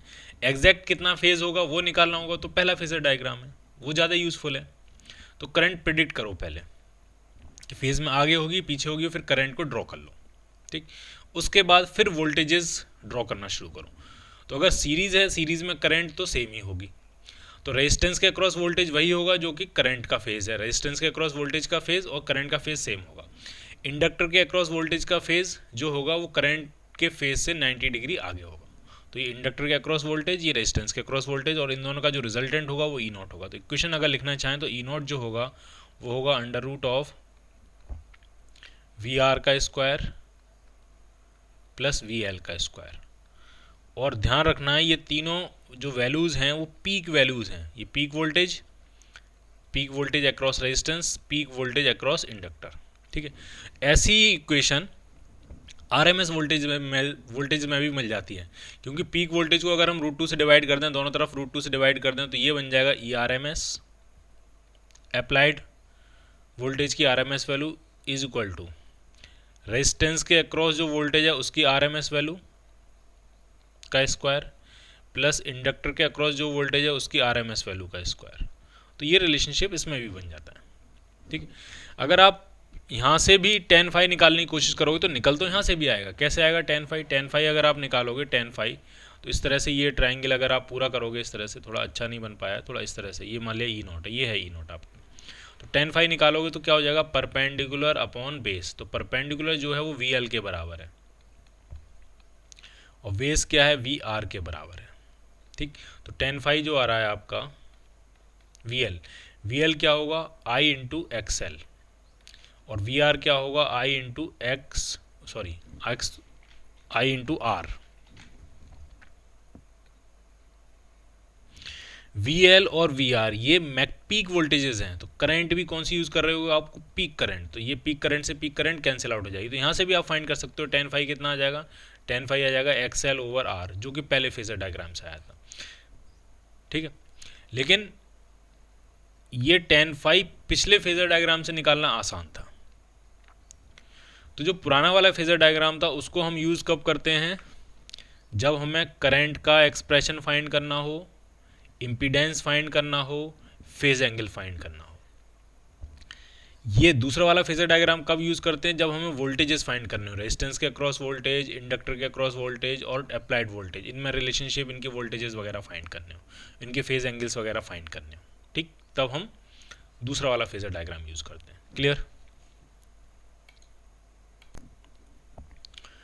अगला जो कॉम्बिनेशन है वो है रेजिस्टेंस और कैपेसिटर का। तो अब आरसी सर्किट, एक रेजिस्टेंस है, एक कैपेसिटर है, और इसका सीरीज कॉम्बिनेशन को हमने अल्टरनेटिंग सोर्स के अक्रॉस कनेक्ट किया है। अल्टरनेटिंग सोर्स वही पुराना वाला ई नॉट साइन ओमेगा टी, ठीक है। तो इसमें हम इसका क्या क्या फाइंड करेंगे वो समझो आप। इसमें हम कितना इसका इम्पीडेंस होगा वो फाइंड करेंगे, करंट की मैक्सिमम वैल्यू कितनी होगी वो फाइंड करेंगे, फेज एंगल फाइंड करेंगे, और करंट का एक्सप्रेशन फाइंड करेंगे। और क्या फाइंड करेंगे, ये पहले फेजर से फाइंड कर लेंगे। दूसरा फेजर बना के हम क्या फाइंड करेंगे, वोल्टेज अक्रॉस रेजिस्टेंस फाइंड करेंगे, वोल्टेज अक्रॉस कैपेसिटर फाइंड करेंगे, और उनको फेजर में रिप्रेजेंट करेंगे, ठीक। तो सबसे पहला फेजर बनाते हैं। कैसे बनाते हैं, ठीक। तो देखो सबसे पहले ई नॉट दिखाएंगे, तो ये है आपका E naught, T equal to 0 पे। उसके बाद फिर रेजिस्टेंस और रिएक्टेंसेस रिप्रेजेंट करेंगे। तो रेजिस्टेंस तो उधर ही रिप्रेजेंट करते हैं जिधर ई नॉट होता है। ये जो फेजर है ये सुपरपोजिशन प्रिंसिपल पे बेस्ड है। तो अगर सिर्फ रेजिस्टेंस होता तो करंट ईएमएफ के साथ ही होती, अगर सिर्फ कैपेसिटर होता तो करंट ईएमएफ से फेज में 90 डिग्री आगे होती। तो सिर्फ कैपेसिटर होता तो करंट फेज में 90 डिग्री आगे होती, तो ये एक्स सी हो गया। अगर इसमें एक्सएल भी होता तो एक्सएल कहाँ बनाते, नीचे, तो ये एक्स सी बना लिया, ये आर बना लिया। तो इनका जो रिजल्टेंट होगा वो होगा आपका जेड, नेट इम्पीडेंस। नाम भी याद रखने एकदम आपको, रेजिस्टेंस, रिएक्टेंस, इम्पीडेंस, तीन ही नाम है।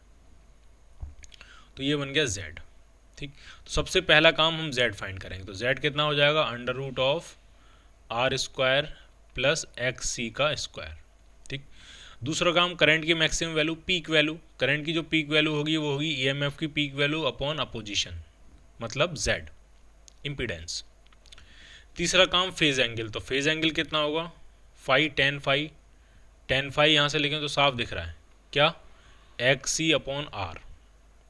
और चौथा काम क्या है, करंट का एक्सप्रेशन, तो आई इज इक्वल टू क्या होगा, आई नॉट, ये साइन है इसीलिए यहाँ पे भी हम साइन लिख रहे हैं, साइन ओमेगा टी, और करंट फेज में फाई आगे है तो प्लस फाई, पिछले केस में पीछे थी तो इसलिए माइनस फाई लिखा था, तो ये एक्सप्रेशन हो गया। ठीक है, अगर यहीं से हम वी आर और वी सी लिखना चाहें, आराम समझना है, तो ये current as a function of time है।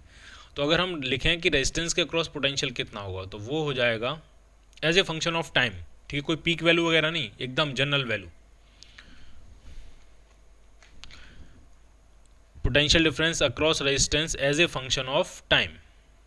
ठीक, कोई आरएमएस वैल्यू नहीं, कोई पीक वैल्यू नहीं, as a function of time. तो सिंपली हो जाएगा current as a function of time, जो कि ये है इनटू आर। अगर हम लिखें कैपेसिटर के अक्रॉस पोटेंशियल डिफरेंस कैपेसिटर के across potential difference as a function of time, तो ये सिंपली हो जाएगा current as a function of time into capacitor का पोजीशन, जो कितना होता है, एक्स सी। बिल्कुल ठीक है ये, क्लियर। ठीक है, अगर हमें रेजिस्टेंस के अक्रॉस पीक वैल्यू निकालनी हो तो वो हो जाएगी करंट की पीक वैल्यू इनटू आर। अगर हमें कैपेसिटर के अक्रॉस पोटेंशियल की पीक वैल्यू निकालनी हो तो वो हो जाएगी करंट की पीक वैल्यू इनटू एक्स सी। इसी तरह से अगर हमें रेजिस्टेंस के अक्रॉस आरएमएस वैल्यू निकालनी हो वो पोटेंशियल ड्रॉप की, तो ये हो जाएगी करंट की आरएमएस वैल्यू इनटू आर। और कैपेसिटर के अक्रॉस पोटेंशियल की आरएमएस वैल्यू निकालनी हो तो फिर से वही करंट की आरएमएस वैल्यू इनटू कैपेसिटर का अपोजिशन रिएक्टेंस एक्स सी। इस तरह की इक्वेशंस बनेगी। क्लियर है ये? ठीक है, अब दूसरा फेजर डायग्राम बनाते हैं, यहाँ बनाते हैं इसको। दूसरे फेजर डायग्राम के लिए सबसे पहले ईएमएफ उसमें भी बनाते हैं, इसमें भी बनाते हैं। तो ये आपका हो गया ईएमएफ, ई नॉट। ठीक, अब क्या काम, क्या होता है अगला काम, अब करंट प्रेडिक्ट करते हैं। सिंस इसमें कैपेसिटर है तो करंट फेज में आगे होगी, तो ये रही करंट,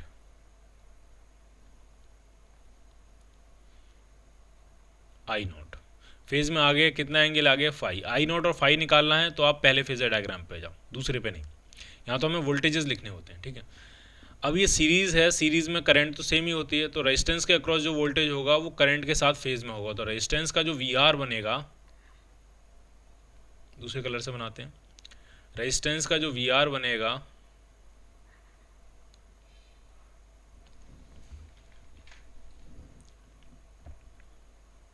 वो ये बनेगा, वी आर है क्या, पीक वोल्टेज अक्रॉस रेजिस्टेंस। अब कैपेसिटर पे आते हैं, कैपेसिटर में करंट आगे होती है फेज में, तो वोल्टेज पीछे होगा। तो कैपेसिटर का वोल्टेज जो होगा वो करंट से 90 डिग्री फेज में पीछे होगा, इस तरह से। VC, VC क्या हुआ, peak voltage across capacitor, VR क्या हुआ, पीक वोल्टेज अक्रॉस रेजिस्टेंस, और इन दोनों का रिजल्टेंट जो होगा वो होगा peak voltage of applied EMF। तो ई नॉट अगर हम लिखना चाहें तो हो जाएगा under root of VR square plus VC square. ठीक, RMS वैल्यू लिखना चाहें, अप्लाइड की RMS वैल्यू, तो वो होगी अप्लाइड की RMS वैल्यू जो होगी वो होगी रेजिस्टेंस के अक्रॉस वोल्टेज की RMS वैल्यू का स्क्वायर प्लस कैपेसिटर के अक्रॉस वोल्टेज की RMS वैल्यू का स्क्वायर, ERMS। क्लियर। पहले फेजर में अगर करंट दिखानी हो तो करंट उधर ही होती है जिधर क्या होता है आपका Z, तो करंट का फेजर भी इधर ही होगा, आई नॉट। अब हम बात करेंगे LCR सीरीज सर्किट। इंडक्टर भी होगा, कैपेसिटर भी होगा और रेजिस्टेंस भी होगा। ठीक, ड्रॉ करते हैं जरा इसको, LCR,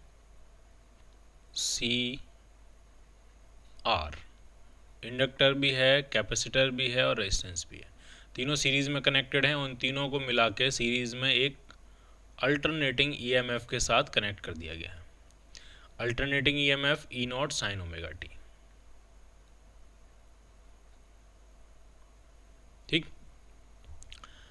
अब हम इसका फेज़र बनाना शुरू करते हैं। तो पहले फर्स्ट फेज़र बनाएंगे।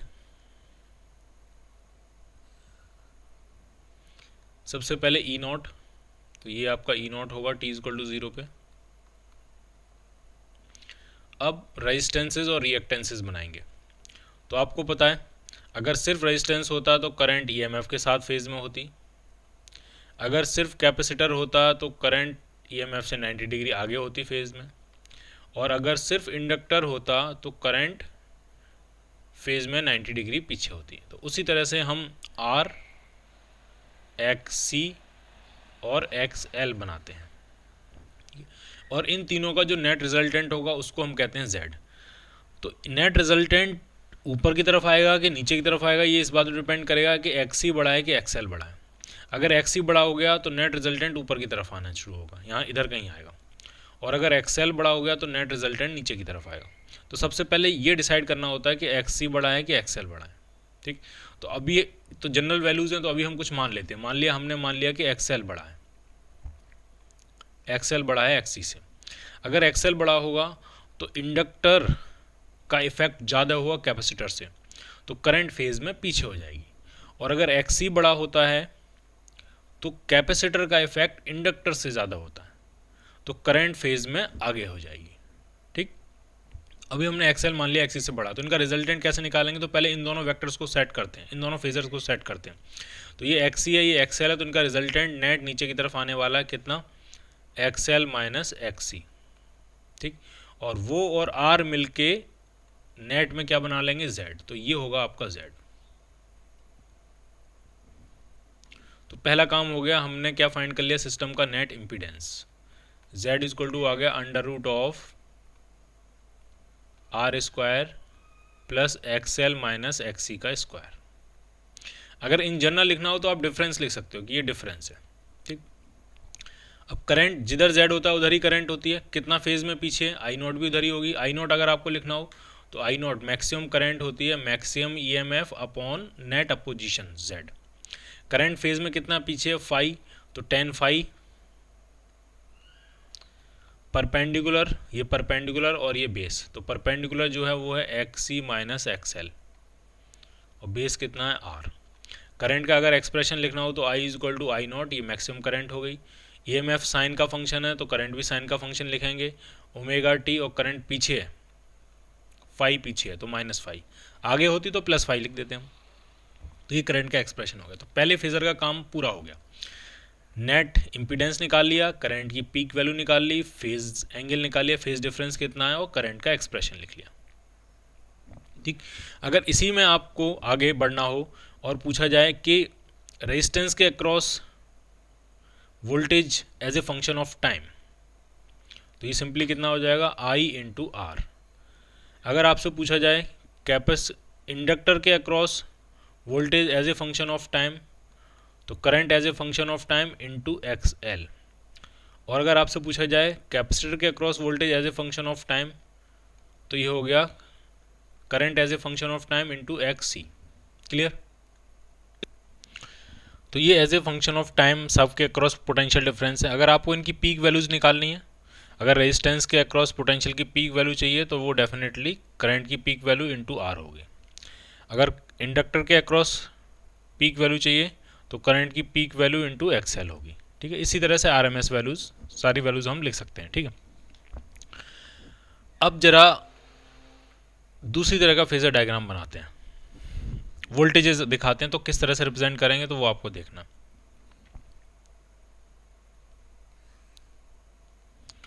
तो ये होगा आपका ई नॉट। ठीक, तो सबसे पहले करंट प्रिडिक्ट करते हैं कि करंट फेज में आगे होगी, पीछे होगी, कि करंट फेज में ईएमएफ के साथ होगी। ठीक है, तो करंट प्रिडिक्ट करने के लिए पहले आपको इसमें तो तीनों ही एलिमेंट है, तो इसमें ये देखना पड़ेगा कि एक्सएल बड़ा है कि एक्ससी बड़ा है। अगर एक्ससी बड़ा हुआ तो करंट फेज में आगे हो जाएगी, और अगर एक्सएल बड़ा हुआ तो करंट फेज में पीछे हो जाएगी।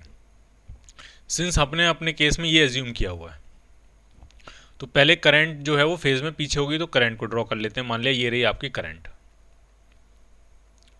करंट की वैल्यू चाहिए, करंट कितना फेज में पीछे है वो दोनों वैल्यू चाहिए, तो पहले फेजर डायग्राम पे जाओ, दूसरे पे आने की कोई ज़रूरत नहीं है। दूसरे पे सिर्फ तब आते हैं जब हमें पोटेंशियल्स को फेजर डायग्राम से रिप्रेजेंट करना होता है। ठीक, तो ये हो गई करंट।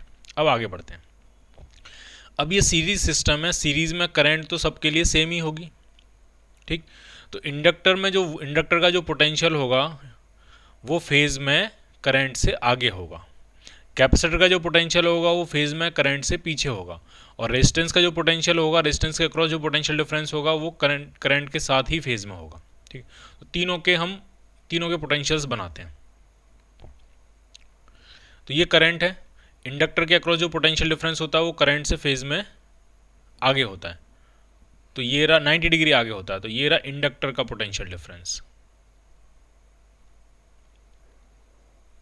VL।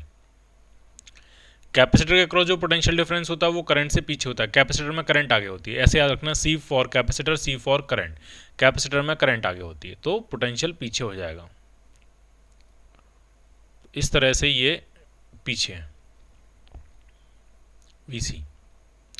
आप सोच रहे होगे मैंने VC का वेक्टर छोटा क्यों बनाया, VL का वेक्टर बड़ा क्यों बनाया? इसलिए क्योंकि XL बड़ा है, आपका XL बड़ा है तो डेफिनेटली VL बड़ा होगा किससे? VC से। क्यों? जब XL बड़ा है XC से और सीरीज में करंट तो सेम ही है, सीरीज में करंट क्या होती है? सेम होती है, करंट सेम है, XL अगर बड़ा है तो डेफिनेटली VL बड़ा होगा। ठीक है, ये दोनों के हो गए। अब तीसरा बचा रेजिस्टेंस, तो रेजिस्टेंस के अक्रॉस जो पोटेंशियल होता है वो तो करंट के साथ ही होता है, तो ये रेजिस्टेंस के अक्रॉस पोटेंशियल डिफरेंस होगा VR। ठीक, और ये VR, VC, VL ये सारे पोटेंशियल्स की पीक वैल्यूज हैं, और इन तीनों का रिजल्टेंट जो आना चाहिए वो E0 के बराबर आना चाहिए। कैसे निकालेंगे? तो नेट इन दोनों को तो डायरेक्ट माइनस कर सकते हैं, इधर VL है इधर VC है। VC और VL सीरीज सर्किट में हमेशा दोनों एक दूसरे के आउट ऑफ फेज होते हैं, एक दूसरे को कैंसिल करने की कोशिश करते हैं। अगर ये दोनों VL और VC बराबर होते, VL और VC कब बराबर होते? VL और VC तब बराबर होते जब XL और XC बराबर होता, क्योंकि सीरीज में करंट सेम, सीरीज में करंट क्या होती है? सेम होती है, तो करंट सेम है, वोल्टेजेस भी सेम हो गए, इनका मतलब उनका अपोजिशन भी सेम हो जाएगा। तो अगर ये दोनों बराबर होते तो VL और VC एक दूसरे को पूरी तरह से कैंसिल कर देते, तो उस केस में सिंपली VR जो होता है वो E0 के बराबर हो जाता, और उस केस को हम कहते हैं रेजोनेंस। और उस केस के लिए जो ओमेगा की वैल्यू होती है वो ओमेगा नॉट होती है, और वो कितनी होती है? 1/√LC। थोड़ा सा और पढ़ेंगे इसके बारे में अभी आगे, अभी हम सिंपली यहाँ पे देखना चाह रहे हैं। तो जो E0 होगा वो VC, VR और VL इन तीनों का रिजल्टेंट होगा। कैसे निकालेंगे? तो सबसे पहले VL और VC को सेटल कर लेते हैं, तो इनका नेट ऊपर की तरफ आ जाएगा। कितना होगा? तो वो होगा VL minus VC। VL minus VC और VR इन दोनों का रिजल्टेंट E0 के बराबर होगा, तो E0 जो आपका आ जाएगा वो आ जाएगा √of VR square plus VL minus VC का स्क्वायर। ये सारे वोल्टेजेस जो हैं वो पीक वोल्टेजेस हैं, तो ऐसी ही रिलेशनशिप आपकी RMS वोल्टेजेस में भी बन सकती है। वहाँ पे होगा ERMS इक्वल टू √ऑफ VR का RMS का स्क्वायर प्लस VL की RMS माइनस VC का RMS का होल स्क्वायर का पूरे का √। तो ऐसी ही रिलेशनशिप किस में क्रिएट हो सकती है? RMS में क्रिएट हो सकती है। ठीक ठीक, तो अब इसमें थोड़ा सा और डिस्कस करते हैं इसी में रेजोनेंस की कंडीशन। तो आराम से समझना है आपको, एक एक पॉइंट आराम से समझना है कि अगर XL XC के बराबर होता तो क्या होता सीरीज सिस्टम में। अगर XL XC के बराबर होता, सीरीज में अगर अपोजिशन बराबर है, करंट तो सेम होती है, तो इसका मतलब VL किसके बराबर होता? VC के बराबर। इसका मतलब जब हम नेट निकालते तो VL और VC आपस में एक दूसरे को कैंसिल आउट कर देते, तो जो नेट EMF होता वो सिंपली VR के बराबर होता, और वो क्या होता? E0। यानी रेजोनेंस पे रेजिस्टेंस कैपेसिटर के अक्रॉस वोल्टेज और इंडक्टर के अक्रॉस वोल्टेज वो दोनों एक दूसरे को पूरी तरह से कैंसिल आउट कर देते हैं। तो जो अप्लाइड वोल्टेज होता है वो पूरा का पूरा किसके अक्रॉस नज़र आता है? रेजिस्टेंस के अक्रॉस। तो वही है ये इक्वेशन है, जो अप्लाइड वोल्टेज है, जब VL और VC एक दूसरे को पूरी तरह से कैंसिल आउट कर देंगे तो जो अप्लाइड वोल्टेज होगा वो किसके अक्रॉस नज़र आएगा? रेजिस्टेंस के अक्रॉस। ठीक, जब अप्लाइड वोल्टेज रेजिस्टेंस के अक्रॉस नज़र आता है पूरा का पूरा, तो इसका मतलब जो करंट होगी सर्किट में वो अप्लाइड EMF के साथ ही फेज में होगी। सिस्टम ऐसे बिहेव करेगा जैसे प्योरली रेजिस्टिव सर्किट हो, क्योंकि कैपेसिटिव एलिमेंट और इंडक्टिव एलिमेंट ने एक दूसरे को पूरी तरह से कैंसिल आउट कर दिया। ठीक, तो उसका अगर हम फेजर डायग्राम बनाएं तो इस तरह से बनता है।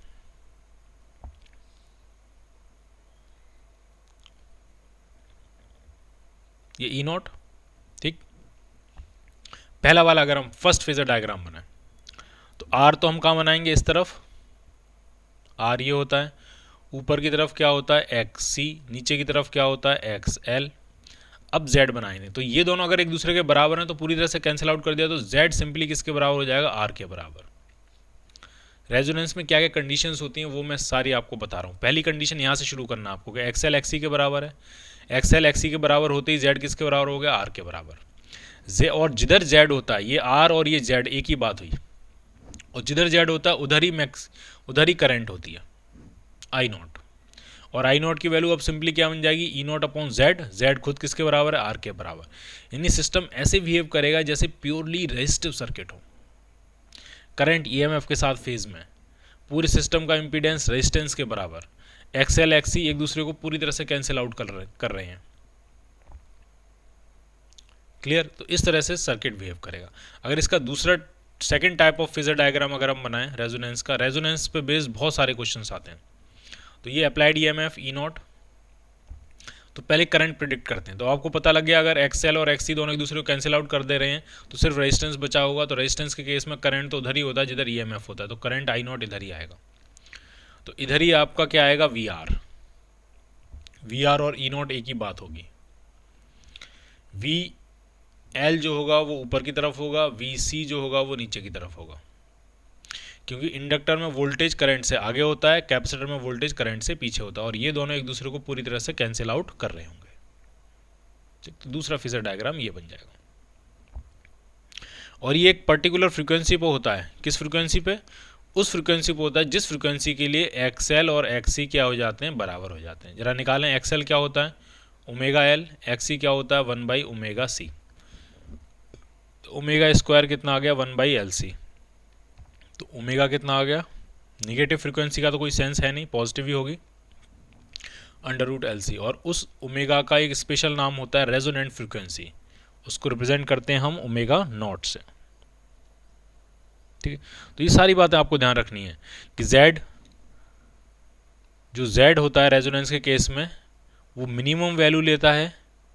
क्यों, Z की वैसे वैल्यू क्या होती है, Z की जो वैसे वैल्यू होती है वो होती है √R² plus XL difference XC का स्क्वायर। अगर कोई आपसे पूछे कि रेजिस्टेंस, कैपेसिटर, इंडक्टर, इन तीनों की वैल्यूज़ में कोई चेंज नहीं करना है, सिर्फ फ्रीक्वेंसी चेंज करके Z की मिनिमम वैल्यू लेके आनी, तो फ्रीक्वेंसी आप इस हिसाब से चेंज करो ताकि एक्सएल और XC पूरी तरह से एक दूसरे को कैंसिल आउट कर दें। उस स्टेट में उस पर्टिकुलर फ्रीक्वेंसी पे Z अपनी मिनिमम वैल्यू लेके आ रहा होगा, और वो मिनिमम वैल्यू होगी किसके बराबर, R के बराबर। तो रेजोनेंस के स्टेट में Z अपनी मिनिमम वैल्यू लेता है और वो मिनिमम वैल्यू IR के बराबर होती है। अगर Z मिनिमम है तो करंट एम्पलीट्यूड मैक्सिमम होगा। करंट एम्पलीट्यूड आई नॉट जो है वो करंट की मैक्सिमम वैल्यू है, उसको करंट एम्पलीट्यूड भी कहते हैं। तो करंट की जो मैक्सिमम वैल्यू है वो भी अपने मैक्सिमम पे होगी। कितनी होगी, वैल्यू क्या होती है आई नॉट बाई जेड। अब Z जब मिनिमम होगा तो करंट एम्पलीट्यूड या करंट की मैक्सिमम वैल्यू भी अपने मैक्सिमा पे होगी, और वो होती कितनी है, वो होती है ई नॉट बाई आर। ठीक है, आई नॉट को आप करंट की मैक्सिमम वैल्यू मत कहो, ऐसे कहो करंट एम्पलीट्यूड। तो करंट एम्पलीट्यूड भी अपनी मैक्सिमम वैल्यू पे होता है, कितना, ई नॉट बाई आर। सिस्टम ऐसे बिहेव करता है जैसे प्योरली रेजिस्टिव सर्किट हो। नेट ईएमएफ और नेट करंट दोनों ही एक दूसरे के साथ फेज में होते हैं। क्लियर। अब एक ग्राफ ड्रॉ करते हैं एंगुलर फ्रीक्वेंसी और इम्पीडेंस के बीच में। तो ये जो ग्राफ आता है ये कुछ इस तरह का आता है।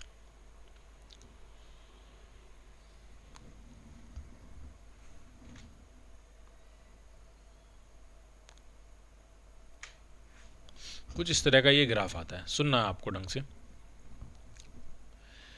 अगर फ्रीक्वेंसी बहुत ढंग से समझना है, पहले इसके बारे में बात करते हैं, इस पॉइंट के बारे में। ये वो फ्रीक्वेंसी है जिस फ्रीक्वेंसी के लिए Z अपनी मिनिमम वैल्यू ले रहा है। Z का एक्सप्रेशन क्या होता है, Z इक्वल टू होता है √R² plus XL difference XC का स्क्वायर। अब जरा समझना, फ्रीक्वेंसी बदल के अगर आप Z की मिनिमम वैल्यू अप्रोच करना चाहते हो तो तभी हो सकता है। स्क्वायर्स हमेशा पॉजिटिव होते हैं या मिनिमम से मिनिमम जीरो हो सकते हैं। तो आर में तो कोई चेंज होगा नहीं, ये चेंज करते हैं फ्रीक्वेंसी के साथ। तो इस पूरे एक्सप्रेशन की ये जो ये जो स्क्वायर के अंदर लिखा हुआ है, इस पूरे एक्सप्रेशन की छोटी से छोटी वैल्यू कितनी हो सकती है, तो वो 0 हो सकती है। और कब होगी, जब XL बराबर XC हो जाए, ठीक है। और उस केस के लिए Z मिनिमम होता है और Z मिनिमम R के बराबर होता है। तो ये जो वैल्यू है Z की मिनिमम वैल्यू है, वो होता किसके बराबर है, R के बराबर। और ये किस फ्रीक्वेंसी पे पॉसिबल होता है, रेजोनेंट फ्रीक्वेंसी ओमेगा नॉट पे। और ये ओमेगा नॉट वो फ्रीक्वेंसी है जिस पे XL और XC एक दूसरे के बराबर हो जाते हैं, इसलिए पूरी तरह से एक दूसरे को कैंसिल आउट कर देते हैं। क्लियर, ठीक, रेजोनेंट फ्रीक्वेंसी। इस फ्रीक्वेंसी पे सिस्टम ऐसे बिहेव करता है जैसे प्योरली रेजिस्टिव सर्किट हो, प्योरली रेजिस्टिव सर्किट हो, ठीक।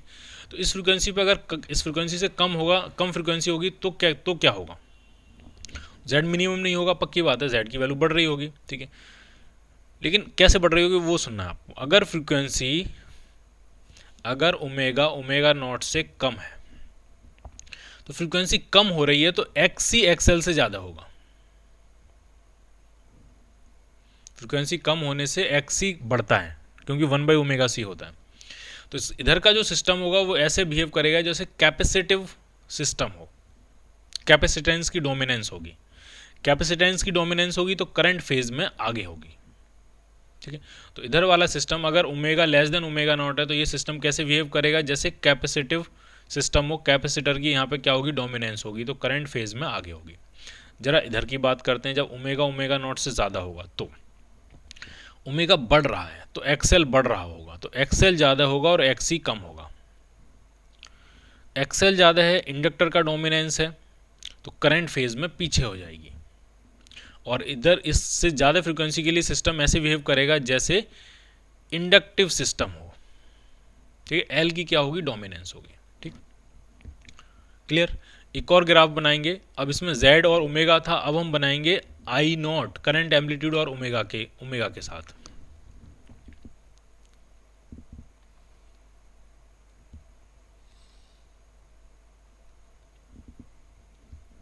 ये ओमेगा और इस तरफ आएगा आपका करंट एम्पलीट्यूड, पीक करंट जिसको कहते हैं, ठीक।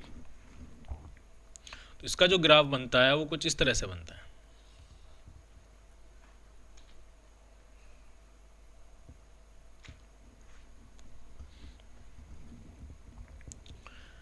अब पहले ये जो पीक करंट की मैक्सिमम वैल्यू, पीक करंट की मैक्सिमम वैल्यू, करंट के एम्पलीट्यूड की मैक्सिमम वैल्यू, आई नॉट की भी मैक्सिमम वैल्यू, उसके बारे में बात करते हैं। तो आई नॉट खुद क्या होता है, ढंग से समझना। आई नॉट पीक करंट जो होती है वो होती है पीक EMF अपॉन Z, और Z फ्रीक्वेंसी के साथ वेरी कर रहा है तो आई नॉट भी फ्रीक्वेंसी के साथ वेरी करेगा। किसी एक पर्टिकुलर फ्रीक्वेंसी पे Z मिनिमम होता है तो उस पर्टिकुलर फ्रीक्वेंसी पे पीक करंट मैक्सिमम होगी, करंट एम्पलीट्यूड क्या होगा आपका, मैक्सिमम। और वो जो फ्रीक्वेंसी होती है उसका नाम होता है, स्पेशल नाम होता है रेजोनेंट फ्रीक्वेंसी, ओमेगा नॉट से उसको रिप्रेजेंट करते हैं। तो ये हो गई ओमेगा नॉट, क्लियर, ठीक है। अब जरा इस तरफ देखते हैं, जब ओमेगा नॉट से कम होगा तो किसका डोमिनेंस होगा, डेफिनेटली कैपेसिटर का डोमिनेंस होगा, XC XL से बड़ी होगी। तो ये सिस्टम ऐसे बिहेव करेगा जैसे कैपेसिटिव सिस्टम हो, करंट फेज में आगे होगी, ठीक। इधर अगर ओमेगा नॉट से बड़ा है, अभी हम देख चुके, तो XL बड़ा होगा XC से, तो सिस्टम ऐसे बिहेव करेगा जैसे इंडक्टिव सिस्टम है और करंट फेज में पीछे हो जाएगी। और इस ओमेगा नॉट पे सिस्टम ऐसे बिहेव करेगा जैसे प्योरली रेजिस्टिव सिस्टम है, करंट EMF के साथ क्या होगी, फेज में होगी, क्लियर। इसमें एक और इम्पोर्टेंट पॉइंट होता है, उसके बारे में भी डिस्कस कर लेते हैं। तो करंट की जो पीक वैल्यू है आई नॉट, करंट की जो पीक वैल्यू है, करंट एम्पलीट्यूड मैक्सिमम कब होता है, जब Z मिनिमम होता है, और वो किस पे होता है, जब ओमेगा नॉट होता है, ठीक है, ठीक है। तो करंट एम्पलीट्यूड की मैक्सिमम के अलावा अगर कोई वैल्यू होगी, कोई और भी वैल्यू होगी, तो उसके लिए एक ओमेगा एग्जिस्ट नहीं करता है, वो 2 ओमेगा पे मिलती है।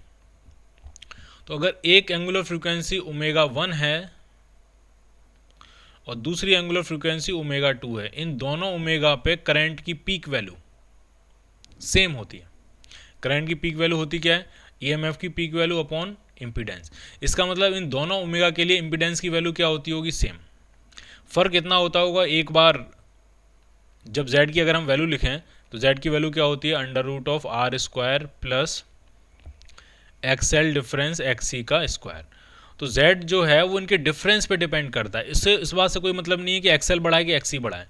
तो ये दो वैल्यू इसलिए आ रही हैं क्योंकि एक वैल्यू पे omega is equal to omega 1 पे क्या होगा, एक्सी बड़ा होगा और एक्सएल छोटा होगा। तो एक्सी माइनस एक्सएल का स्क्वायर लिखे होंगे यहाँ पे, ठीक है। और दूसरी जो frequency omega is equal to omega 2, उसमें क्या होगा, एक्सएल बड़ा होगा और एक्सी छोटा होगा। लेकिन जेड को कौन सा बड़ा है कौन सा छोटा है इससे मतलब नहीं है, इससे मतलब तो करंट को होगा कि करंट को फेज में आगे होना है कि पीछे होना है। जेड को तो सिर्फ इनके डिफरेंस से मतलब है। तो इनका डिफरेंस अगर सेम आ रहा है तो जेड की वैल्यू सेम होगी, तो पीक करंट की वैल्यू भी क्या आएगी, सेम, ठीक। तो मैक्सिमम पीक वैल्यू को छोड़ के, मैक्सिमम करंट एम्पलीट्यूड को छोड़ के और किसी करंट एम्पलीट्यूड की अगर हम बात करें तो उसके लिए दो ओमेगा एग्जिस्ट करते हैं। दोनों ओमेगा का मतलब आपको समझ में आना चाहिए। एक ओमेगा पे एक्सी बड़ा होगा एक्सएल छोटा होगा, दूसरे ओमेगा पे एक्सएल बड़ा होगा एक्सी छोटा होगा, लेकिन दोनों के जो डिफरेंस है वो सेम होंगे, इसलिए जेड की वैल्यू सेम होगी, ठीक। अब दूसरी बात समझनी है, ये ओमेगा 1 ओमेगा 2 और इस ओमेगा नॉट में एक रिलेशन होता है, वो आपके काम का है, वो आपको याद रखना है। ओमेगा नॉट जो आता है वो आता है under root of omega 1 into omega 2।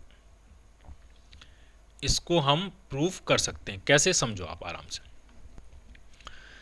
Omega 1 frequency और ओमेगा 2 फ्रीक्वेंसी, इनमें सिचुएशन इस तरह से है कि ओमेगा 1 पे जो एक्सी माइनस एक्सएल है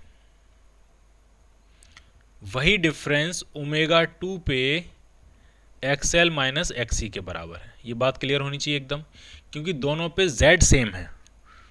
जेड सेम है इसका मतलब जो डिफरेंस है वो सेम होगा। एक केस में ओमेगा एक्सी माइनस एक्सएल होगा, दूसरे केस में एक्सएल माइनस एक्सी होगा। जरा वैल्यू पुट करते हैं। एक्सी कितना होगा तो 1 अपॉन ओमेगा 1 सी, एक्सएल कितना होगा omega 1 L is equal to omega 2 L minus 1 upon omega 2 C. Omega 1 के टर्म्स एक तरफ रख लेते हैं, ओमेगा 2 के एक तरफ कर लेते हैं। इसको इधर ले आते हैं तो ये आ जाएगा 1 बाई सी, अंदर बचेगा 1 by omega 1 plus 1 by omega 2, ठीक। इस तरफ ले आते हैं इसको तो ये आ जाएगा L omega 1 plus omega 2, clear, ठीक है। इनको एलसीएम लेते हैं थोड़ा सा, तो 1 बाई सी, ये एलसीएम जो आएगा वो आ जाएगा ओमेगा 1 इंटू ओमेगा 2 और ऊपर आ गया ओमेगा 1 प्लस ओमेगा 2।